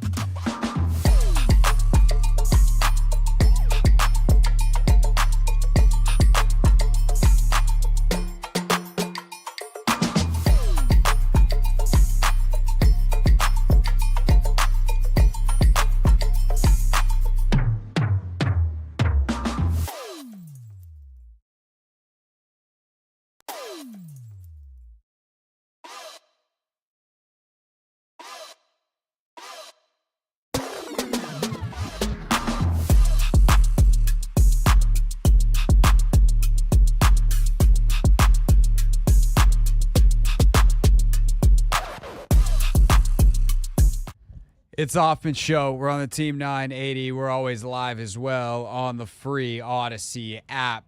Pick 6 at 6. You hear from Dan Quinn and Jayden Daniels coming up in 9 minutes. And then at 6:30 tonight, typically at 6 o'clock on Tuesdays, we do our NFL tiers. You got those at 6:30 because DQ and Jayden spoke today with a short week. So we're a little scrambled this week, but we'll make sense of it all. It'll all be good.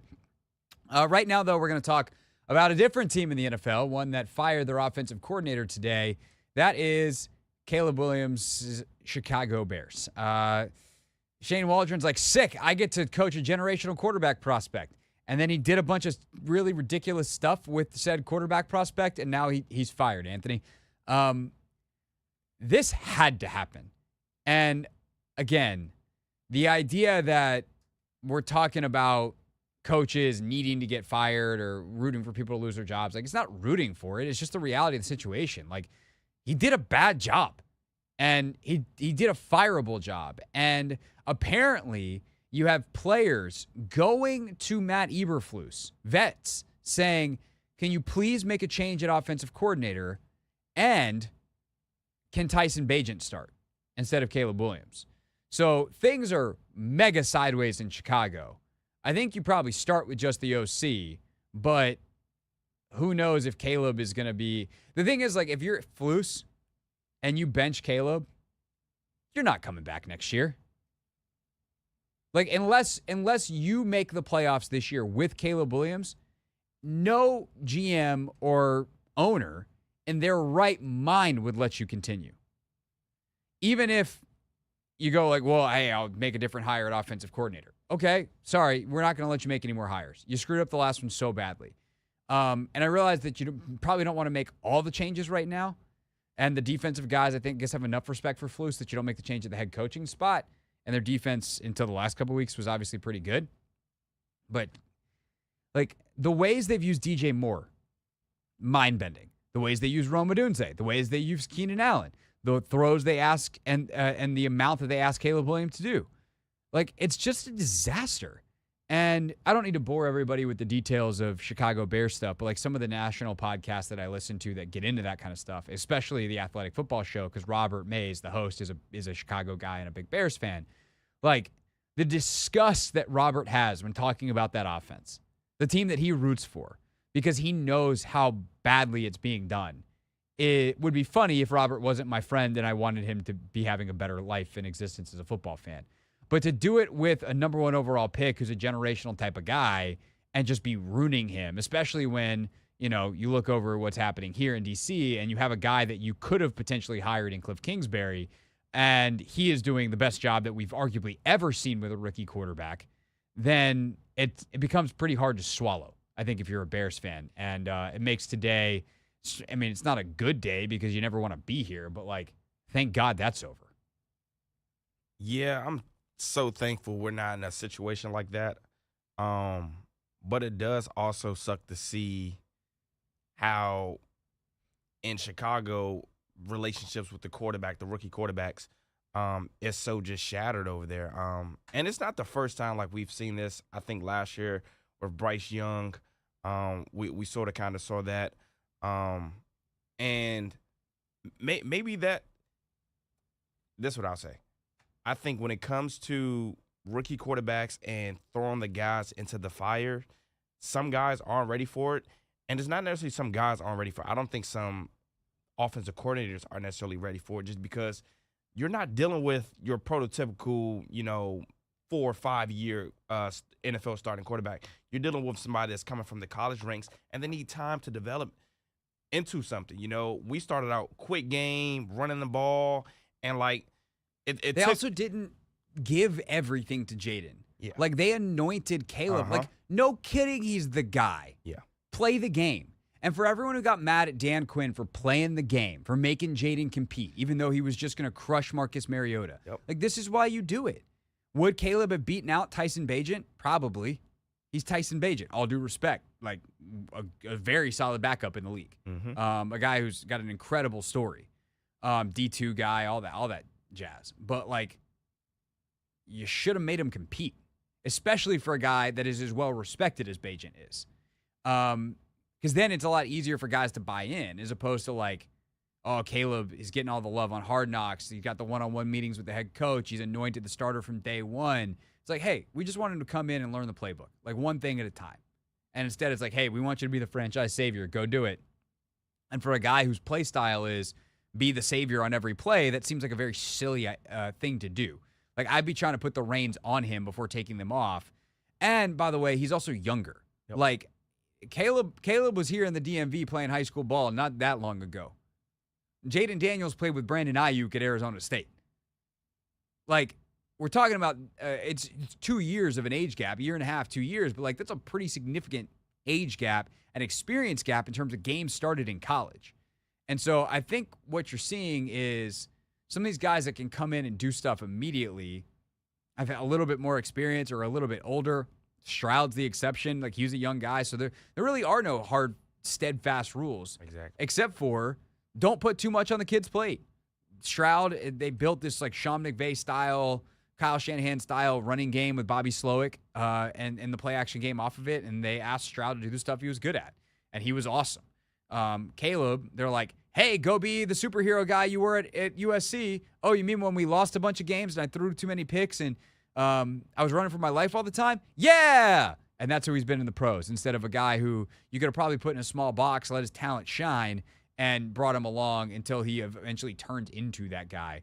The interesting thing is Thomas Brown is now going to be the OC there. He is off the McVay tree. He also was with Bryce Young in Carolina, so yikes. But can he, obviously he was running Frank Reich stuff down there. Can he be the guy that creates a much more stable environment for Chicago and Caleb and gets that thing turned around? Basically impossible in the middle of the season, but we'll see what they can do. It's the Hoffman Show. We're on the Team 980, always live as well on the free Odyssey app. When we get back to the Commanders and our pick 6 at 6.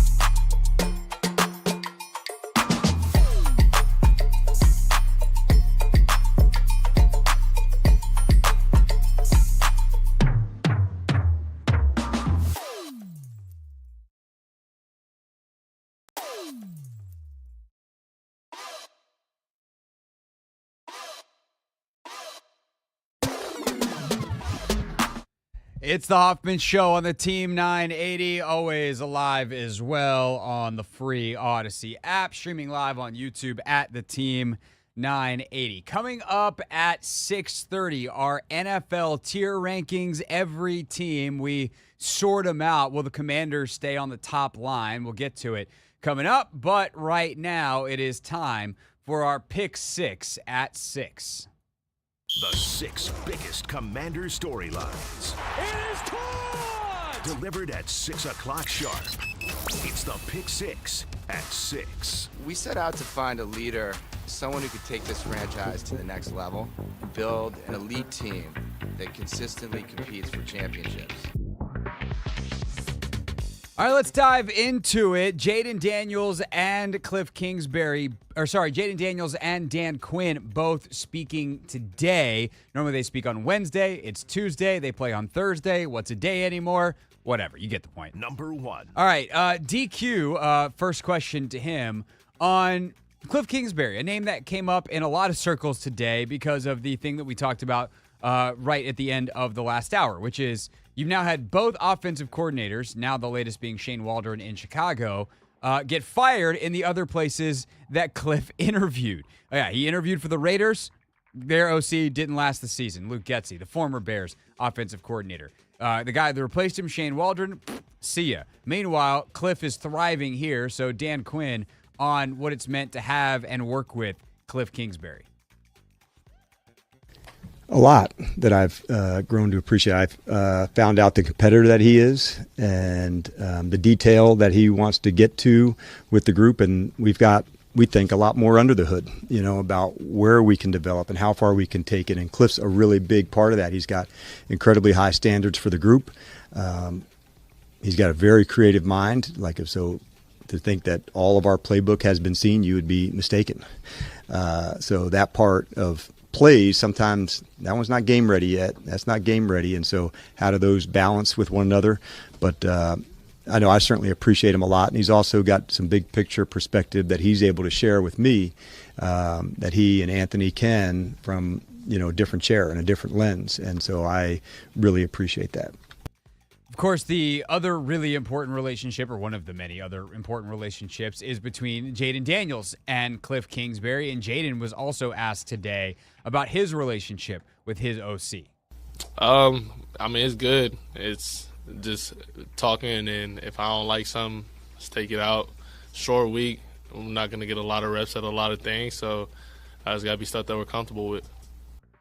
Simple enough. And I think Cliff has that deep understanding as a quarterback himself. Like, hey, if I don't like this play, there's only so good it's going to be because I don't trust it. I don't see it well. I don't believe in it, as opposed to yeah, man, this is my favorite play. Those guys are going to go make that work. And so how has Jayden continued to work with Cliff in that way, and why has their relationship blossomed in the way that it has? I would just say me and Cliff, honestly, is just going out there and focus on what we can control. How can we get the guys ready to go? How can we execute the plays, play in and play out, and just that open communication between me and Cliff and how we could go out there and, hey, Cliff, I don't like this, or what do you see? This is what I see. This is what I think might work, and he'll go out there and listen to us, and not just me, but just the whole offense as a whole. I think that's something that Cliff talked about at spots this year is he wanted to have better relationships, more open communication with his players. And he had some of that in Arizona, but I think he was overwhelmed a bit as a head coach at times, by his own admission.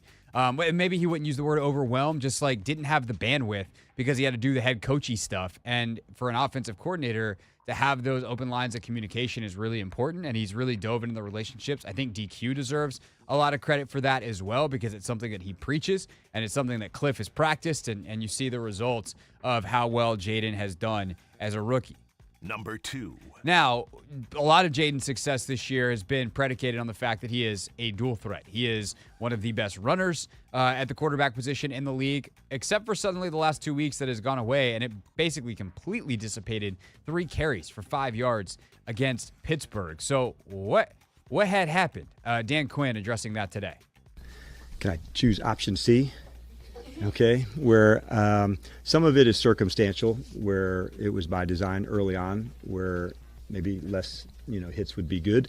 But past that, we're kind of back into regular mode of how to operate and going through that. So I would say not circumstantial anymore, but there was less last week. And also tip our hat to Pittsburgh. I thought they did a really good job too. They've got a good defense, all 3 levels, and so I think that was a factor as well. Sounds like the original version of the question was it something Pittsburgh did, or was it Jayden managing the injury? And the answer is yes. Sliding scale between A and B. As for Jayden's answer to the same question, like what's been going on? Why haven't you run as much? Why wasn't he able to? Because it's not just the design stuff. It's scrambling. He couldn't scramble at all on Sunday. What happened, Jayden?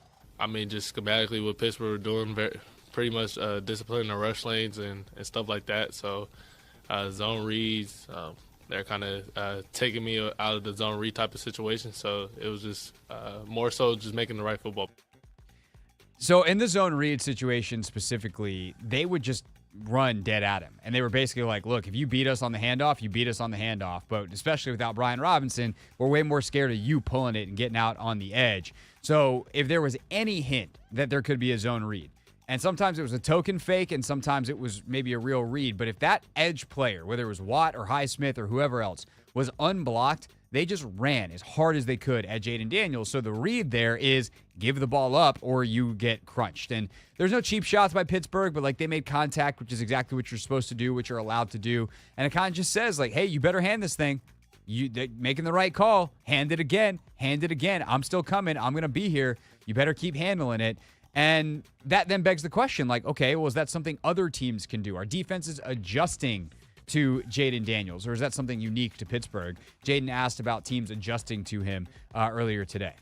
I mean, I would say every game is different. It just depends on the coordinator. So I can't say it's a direction change, but, just going out there and just kind of adjusting to what I see and this is what they're doing. So basically, answer your question, man, it's game by game. Sounds about right to me. Hey, yeah, are they adjusting? Everyone is, every single game. And that's going to be not just this season, not just next season, as he's a young player. That is life in the NFL. You have to be able to understand what other teams are trying to do to you each and every week. It is a constant changing of circumstances because it's not just Jayden and what he's learning and what teams are afraid of. It's what receivers are available, the O-line, and perhaps the guy that we're about to talk about. Number 3. Brian Robinson. It's a lot easier on a zone read to be like, hey, just go ahead and hand the ball off every time when you're not handing it to Brian Robinson, and you're handing it instead, with all due respect, to Jeremy McNichols and Austin Eckler. They're different kinds of runners, both dangerous in their own way, both good NFL football players, but they are different than a bruiser Brian Robinson that has been an essential part of the Commanders' run game this season. And Dan Quinn was asked about the impact B-Rob had and has had and kind of where he is from a health standpoint in anticipation of Thursday. I wouldn't say it's harder, but we'll go through, more full speed work tomorrow. And lucky for me, tomorrow we get to meet after practice again. That's 3 days in a row together. That's awesome for us, you guys, So we'll get the chance to visit on that tomorrow. It's a big deal. I know, I was like, why is everybody missing this right now? So, but I will have a better sense, John, because we do more of the speed. But on the side, we work through stuff and, get guys to their spots. So we won't really have the best sense till I visit with you tomorrow, because that's where the speed will be. But the ones that'll be out today will just be those.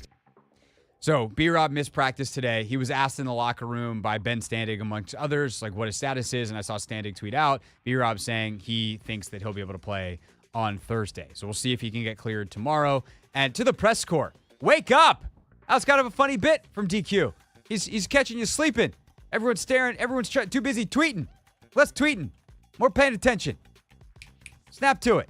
As for what Jayden Daniels said about B-Rob and this run game, how important it is to have him as a part of the attack. Here's JD on his backfield mate. I mean, that's something just schematically up to the coaches. If the scramble lane is there and I could get through, if none is there in the pass game, I'll take off and run. But, we'll worry about Philly this week. Obviously, we go back and we self-scout, but, how can we be better for Philly this week? So we'll see the output or the performance that we put on Thursday. So they're talking about how he balances the running game and getting himself involved, and obviously a lot easier if B-Rob is back there. That's the first half of our pick 6. When we get back, we'll talk about some more Philly-specific things. Their front, Saquon, these young Eagles DBs that are starting to really come on. But first, let's get an update on the latest in the world of women's sports presented by Wawa. Gotta have a Wawa.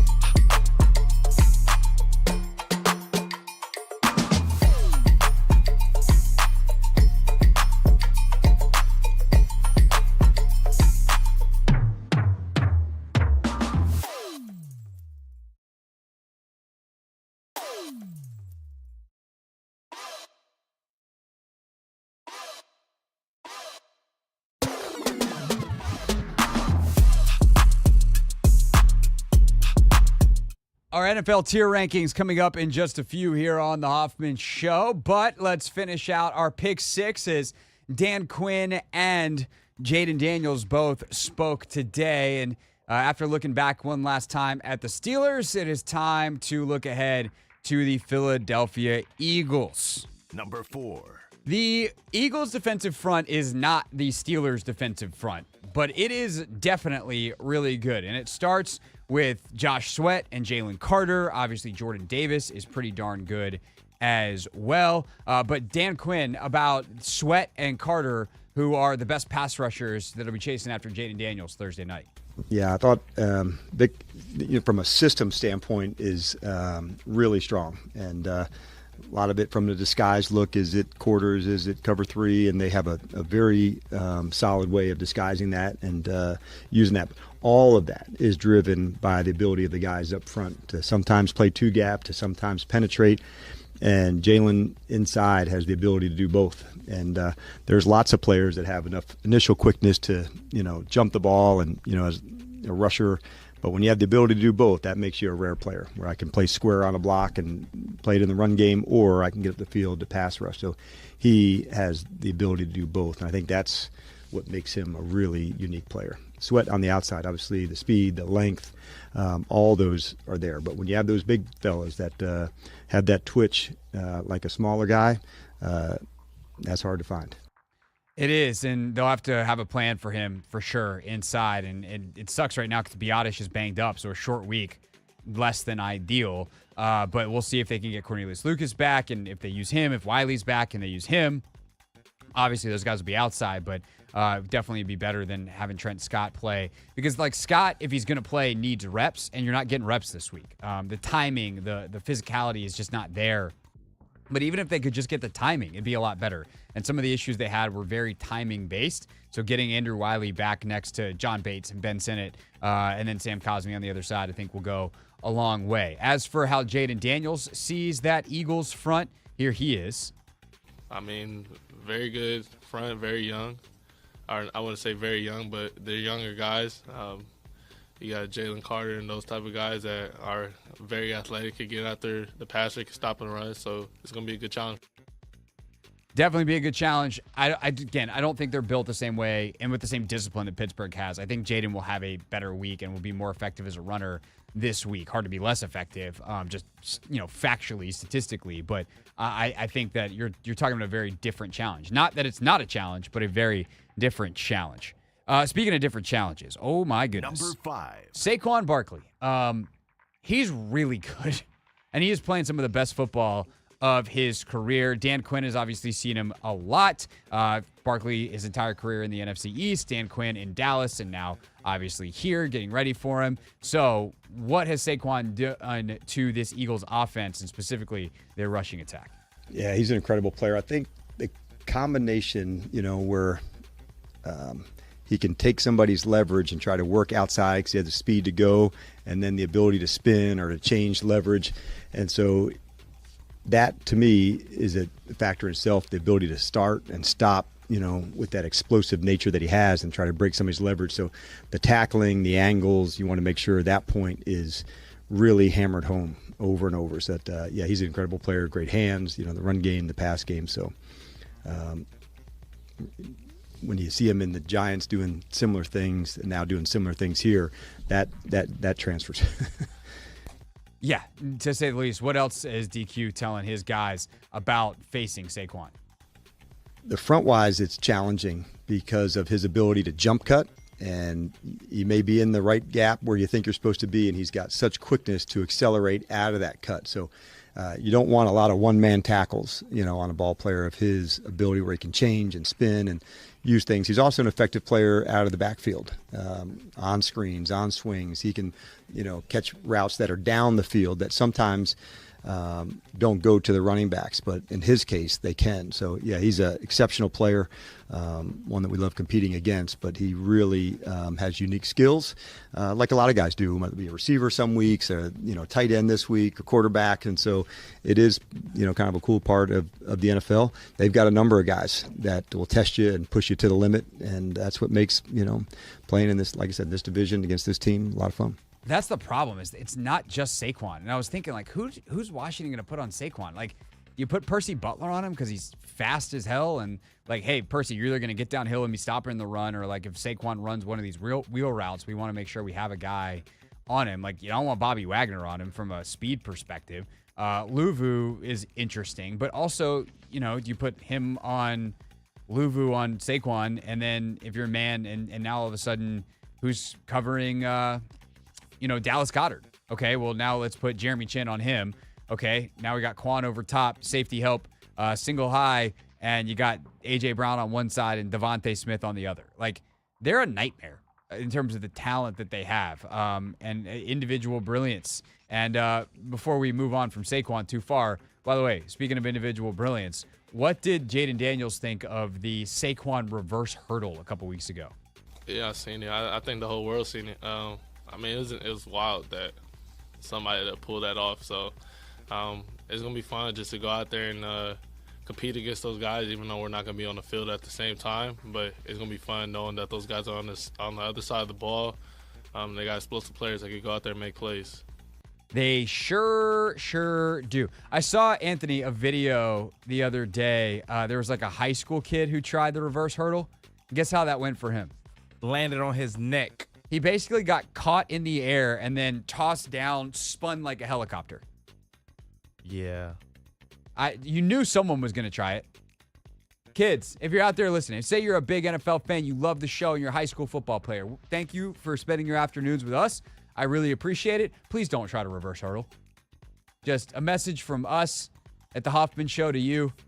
You're, as Merrill Hodge used to say, you're a running back, not a jumping back, and you're certainly not a reverse jumping back. So,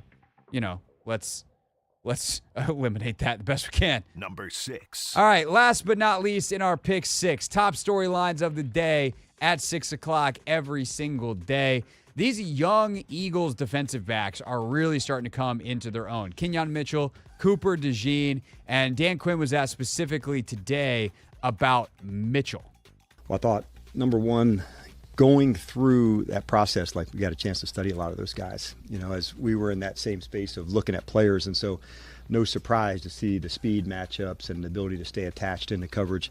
They've got a good system. So the skies and mans and zones to go. But they've been impressive so far to me of staying connected, which is hard to do. And this division has some good receivers, and you can see those matchups. How do I go about it? Where do I go?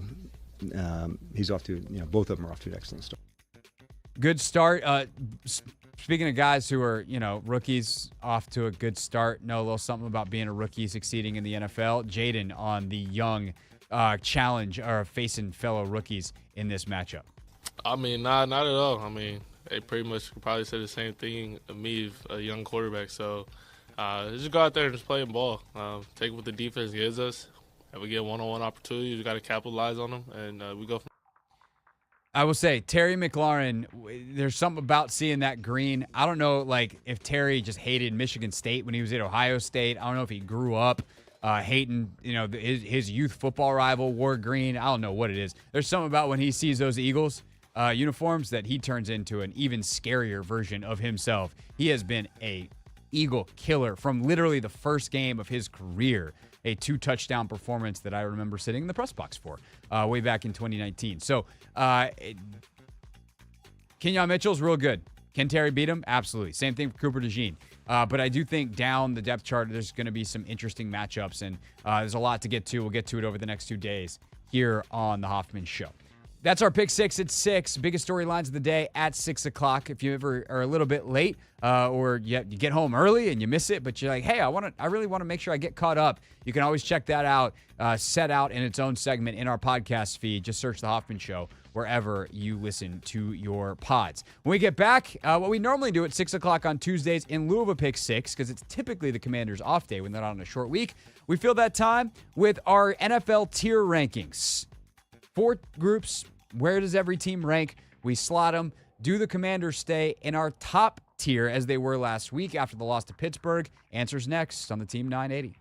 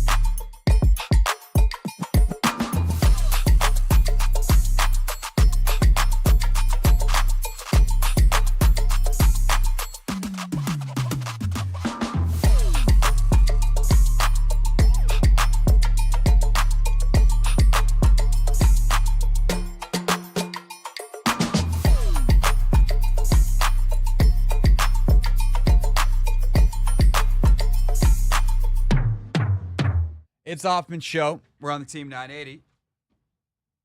Rolling around. I swear every day there's just like more crap in here. What wires are this? Why are they under my chair? You don't know what that is? Like you do. Nope, I don't. Not a clue. I mean, maybe they're attached to this camera over here. I don't know. We're gonna. There's a lot going on in there, man. I just try to show up and do the show every day, man. I feel you. And other people use the studio sometimes. Rooster and I try to keep it as neat as we can. And then I walk in and got wires. I can't even roll like my chair into the right spot. Like, what the hell wire is this? That looks like a power wire. That plugs in here. A lot of this little OBS camera bot thing that I don't even know if we use. Yeah. Anyway, it's 6:34, Tuesday, November 12th, 2024. Anthony, do you know what time it is? NFL tiers time. That is correct. It is time to rank every single NFL team in 4 tiers. Are they elite contenders, prime contenders, if you will? Are they a team that has a puncher's chance? Are they interesting, but really not that good enough? And are they just in the bottom of the league? Are they in no chance? That's the question. We answer it every single Thursday. Let's get to it. Ant, is the tiers somewhere in this rundown? Yeah, I got them down. Okay. I just started scrolling, and I was like, I feel like Anthony's probably copying and pasting them. He was. He's a professional. All right, prime contenders, Anthony. The Kansas City Chiefs. We take them out. You don't get if you survive on voodoo magic. No, you clearly they're still in.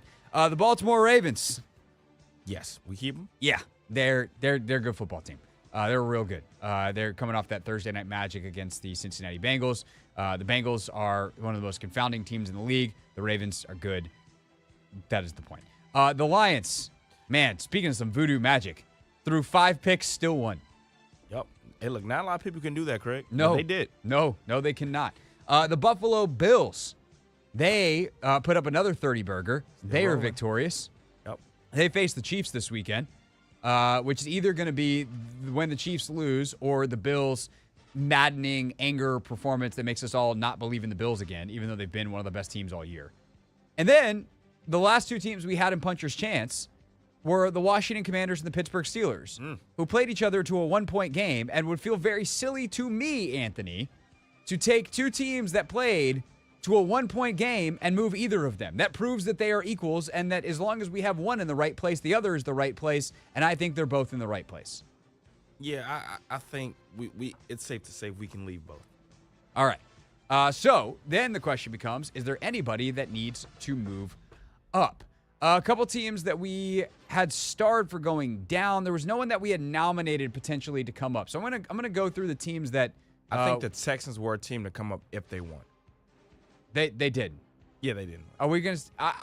I thought we had switched from the star system to the carrot system, to where if I put a little carrot next to the name with the up arrow, which I don't know, I don't see any of the teams that had it. Maybe we exited last week. Did you copy in from exactly last week? Yep. Okay. I don't know it. We need a better note-taking system. The Texans. They forced 5 turnovers and still couldn't win. I kind of think they are going to get one more week of injury immunity. If Nico Collins comes back and they look good, they can stay in this puncher's chance. Because they were missing Nico, they're missing Will Anderson. Like, they're banged up. Yep. But they also have fundamental problems. Their offense is a nightmare. Like, Bobby Slowick, if he could have gotten a head coaching job last year, should have, because he is not going to get looks this year. Like, it is real bad. Joe Mixon averaged like 1.8 yards a carry or something. Like, their run game's a nightmare.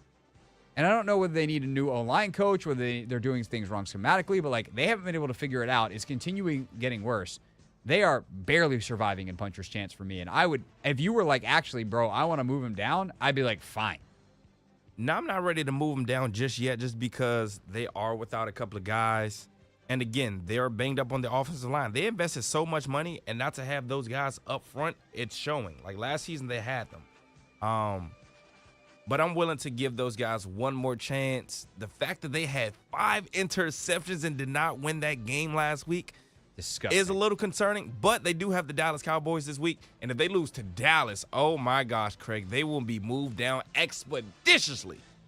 expeditiously. The Green Bay Packers were on a bye, so we don't have anything to do with them. They face the Bears this week, so this is Packers. If you don't beat the Bears, then we're also moving you down expeditiously. The Minnesota Vikings, they won 12-7. Look, they should destroy them. They are the ultimate puncher's chance team because they are a solid football team through and through that has Sam Darnold at quarterback. Yep. And on some weeks, that's a great thing. On a lot of weeks, that's and on some weeks, it's bad. And they got lucky because last week that was bad. They just played a terrible opponent in the Jags, and they won anyway. So you get to stay. I'm going to skip the next team for a second. The Atlanta Falcons. I'm cool with keeping them there, though. Yeah, I guess we keep them. You got it. The 3 lack field of goal consistency misses, is infuriating. But That's you're right. fair. You're right. Down in, down out, they probably belong. The Rams. What are we doing in Los Angeles last night? Losing to the Dolphins? Yeah, that was tough. Turnovers, man. That's the name of the game. Kyron, Matthew Stafford. They just had too many miscues. Too many. All right, we'll keep them up for now. Fluky performance kind of thing. The Chargers just keep boat racing teams. They're good. They're right where they belong. I think they're a little understaffed for me to really move them up, but they get a couple more, and we might have to put them up in the tippy top. I think they got the Chiefs in 2 weeks. Yeah, we'll see how that goes. Yeah. And then speaking of guys that are boat racing people, the Cardinals. Watch out, man. I don't believe in them. Maybe that's because Washington smoked them, but like that's a team that's playing good ball. They deserve to be right here. The team that we need to talk about moving is the Philadelphia Eagles. They are, look, it was the Cowboys, but they killed them. And the Eagles are 7-2. And I realized that the first part of that 7-2 was some bad opponents and maybe even a little bit of luck, but like they're playing really good football. I think the Philadelphia Eagles have earned their way into prime contenders. We could make them beat the Commanders and say, hey, it's on the line. They belong up there. Craig, I'm finally glad that you've come around the Eagles. I doubted them to an extent, but they're just so talented on paper. Things were going to finally, start to come together, and they are. But they also have kind of fixed some of the vibes. Like they all seemed like they wanted to kill each other for the first half or the first quarter plus of the season. And they seem to have settled some things down and figured out some things in the locker room, and that's manifested itself on the field. Yeah. Okay, interesting but not quite good enough. I kind of think that all these teams, I don't know. The Niners, you play well again this week. I think the Niners can come back up. Yeah, we've kind of been punishing them because they haven't played particularly well. They missed a bunch of field goals. This probably should have been a little bit sooner, but whatever. I'm okay leaving them where they are for right now. So we're gonna put the little carrot there. Everyone else in this group, meh. The problem with the Bengals is they need to actually win football games. Like you can't be in puncher's chance if you don't give yourself a chance. And so, do I believe the Bengals are better than the rest of the teams in this group? Yes. Do I think that they belong going up? No, because they can't win. Yeah. I think you said it perfect. You got to win games. They had a great test battle against the Ravens. If you pull it out, we're respecting you. We're singing your praises. You're back up. Their offense is so legit. Burrow's having a legitimately MVP caliber season, but you can't be the MVP if you're below 500, and they're currently below 500. Yep. Interesting, but not quite good enough. The Bears, do they stay, or are we putting the Bears on alert? On alert. On Okay. alert. I would say alert, or do we just demote them? But I think they're We'll on give 'em a alert. chance. Hey, if you hadn't fired anybody and you just ran it back again, I might just put you down. But at least you're showing you have a pulse. Seahawks. Ugh. I think they just stay where they are. Oh, yeah, because they had a bye this week, right? I think so. Yeah. They had a bye. Bucks just kind of stay where they are. The Bucks probably are going to finish the season interesting, but not quite good enough.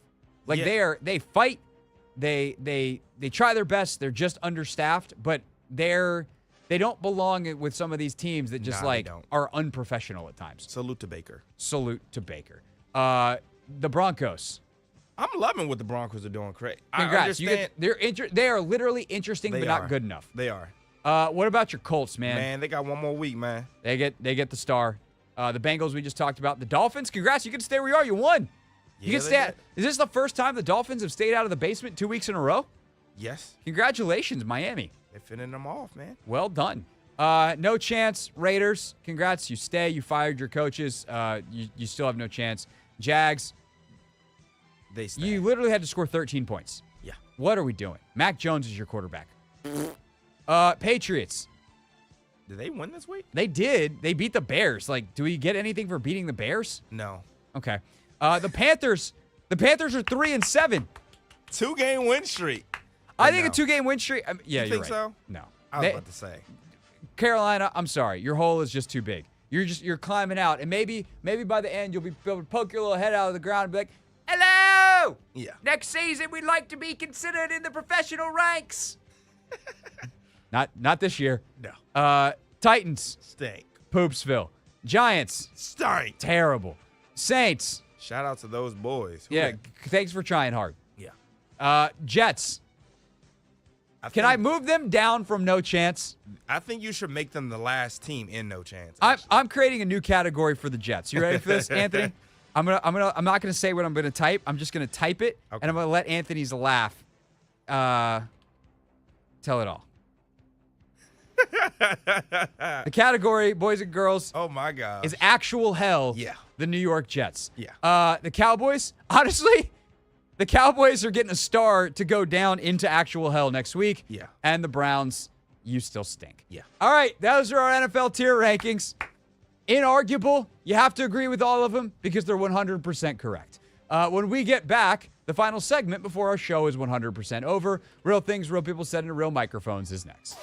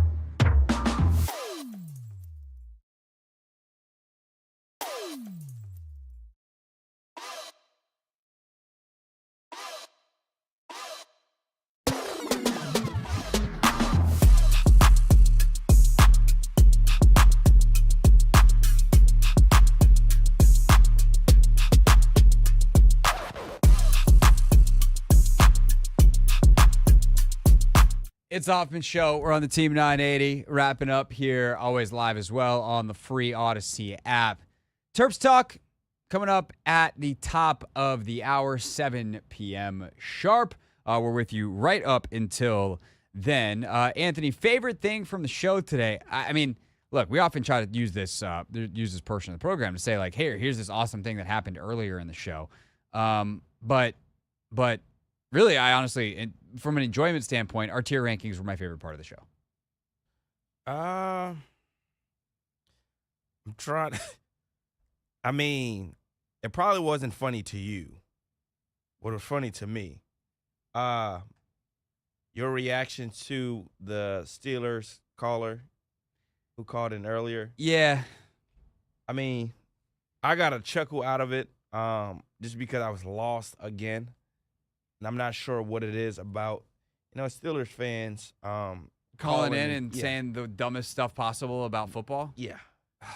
Yeah, man, it was because it was a good call lead up yeah, into, he made some good points, and then he just he wouldn't left. Yeah, and then the dude before him just was trying to troll me. I didn't even hear him make the point that he made to me on the phone. He didn't. He said something to you about Brian Robinson, which got him on hold, and then when he got me, he's like. You could tell he was trying to troll. And to be clear, a troll is someone who's trying to get a reaction. Yeah. Right? He's not trying to make a point. And so if you're a troll, and especially if you're so bad at trolling that when you call in, I can tell that you're a troll, the reaction you're going to get is hung up on and we're going to move on. So just, call another show. Russell will yell at you all day. But all you do is sound like a gigantic dum-dum who doesn't know anything, and then I hang up on you and I go to the next call, which somehow was worse. Yeah, sadly. You know what's awesome, though? What? We have a folder full of great sound, and we have a folder full of it today. Ladies and gentlemen, boys and girls, let's end the show on some fun notes. It is time for Real Things Real People Said into real microphones. Real things. We're not going to be so this year. Real people. 5-11, not very good. Said into real microphones. The culture is actually damn good. Alrighty then. By the way, if you missed any part of the show, the silly calls, the dumb calls, the good calls, the tier rankings, you can go check it out on the Hoffman Show podcast or in the Rewind feature on the free Odyssey app. We got a bunch of sound from this weekend in the NFL, starting early in Germany. In German, Sean Hockey, NFL game referee. Someone on the offense moved early. Can we get the call, please? Do you? You just know. Fehlstart, Angriff. Oh. 5 Yards treffen. It's by the center. It's third down. Oh, look at Sean Hockey hooked on phonics. Showing up. He is. Oh, you know Hockey's going to flex. That was a flex. That was a big-time flex right there. Look at Sean Hockey showing us all up. He's feeling smug, too. Now, if you're going Sean Hockey, I thought it was Ed Hockey. No, that's Sean is Ed's son. And in 2005, Anthony, when Ed officiated one of the first international games in Mexico City, he made a call in Spanish. He's honoring the family legacy. At first, I thought you were about to say they ref together, and I was about to be like, that's insane. No. They did. They were in the league at the same time. Before Ed retired a couple years ago, Sean was up and coming. Yeah, I think that's pretty dope, though, man. That is super dope. How much German do you know, Craig? Do you know any? Very little. Very little. I know 3 words. What's that? 1, 2, 3. You know what that means? No. 1, 2, 3. Oh, okay. Got Dankeschön. Oh, I know Thank you. Bitteschön. Yeah, sure. Yeah, I know those. Rachel, so after we went on our French vacation, Rachel switched her Duolingo to German, and I switched mine back to Spanish. Is it hard, German? I'd say I would rather learn German than try to go back to French, because my problem with French is that I mix it with Spanish, and then I'm like, it's confused. So I honestly don't know. I don't know. Maybe I'll try to learn German.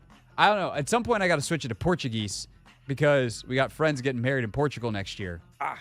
And so I want to be able to at least say, like, I don't need to pass anything more than level 1, but I just want to be able to say, like, please, thank you, where's the bathroom, and can I have more, can I have some food? Congratulations. Yeah, they speak English. I can say congratulations in English. Love y'all. Maybe I will. Maybe that'll be a nice gift. Maybe we'll sign the card. Google Translate. Don't let me down. More NFL sound from the weekend. Jim Harbaugh always warming up his quarterbacks, trying to catch balls from Justin Herbert. Oh, he dropped one. Damn it! Damn it!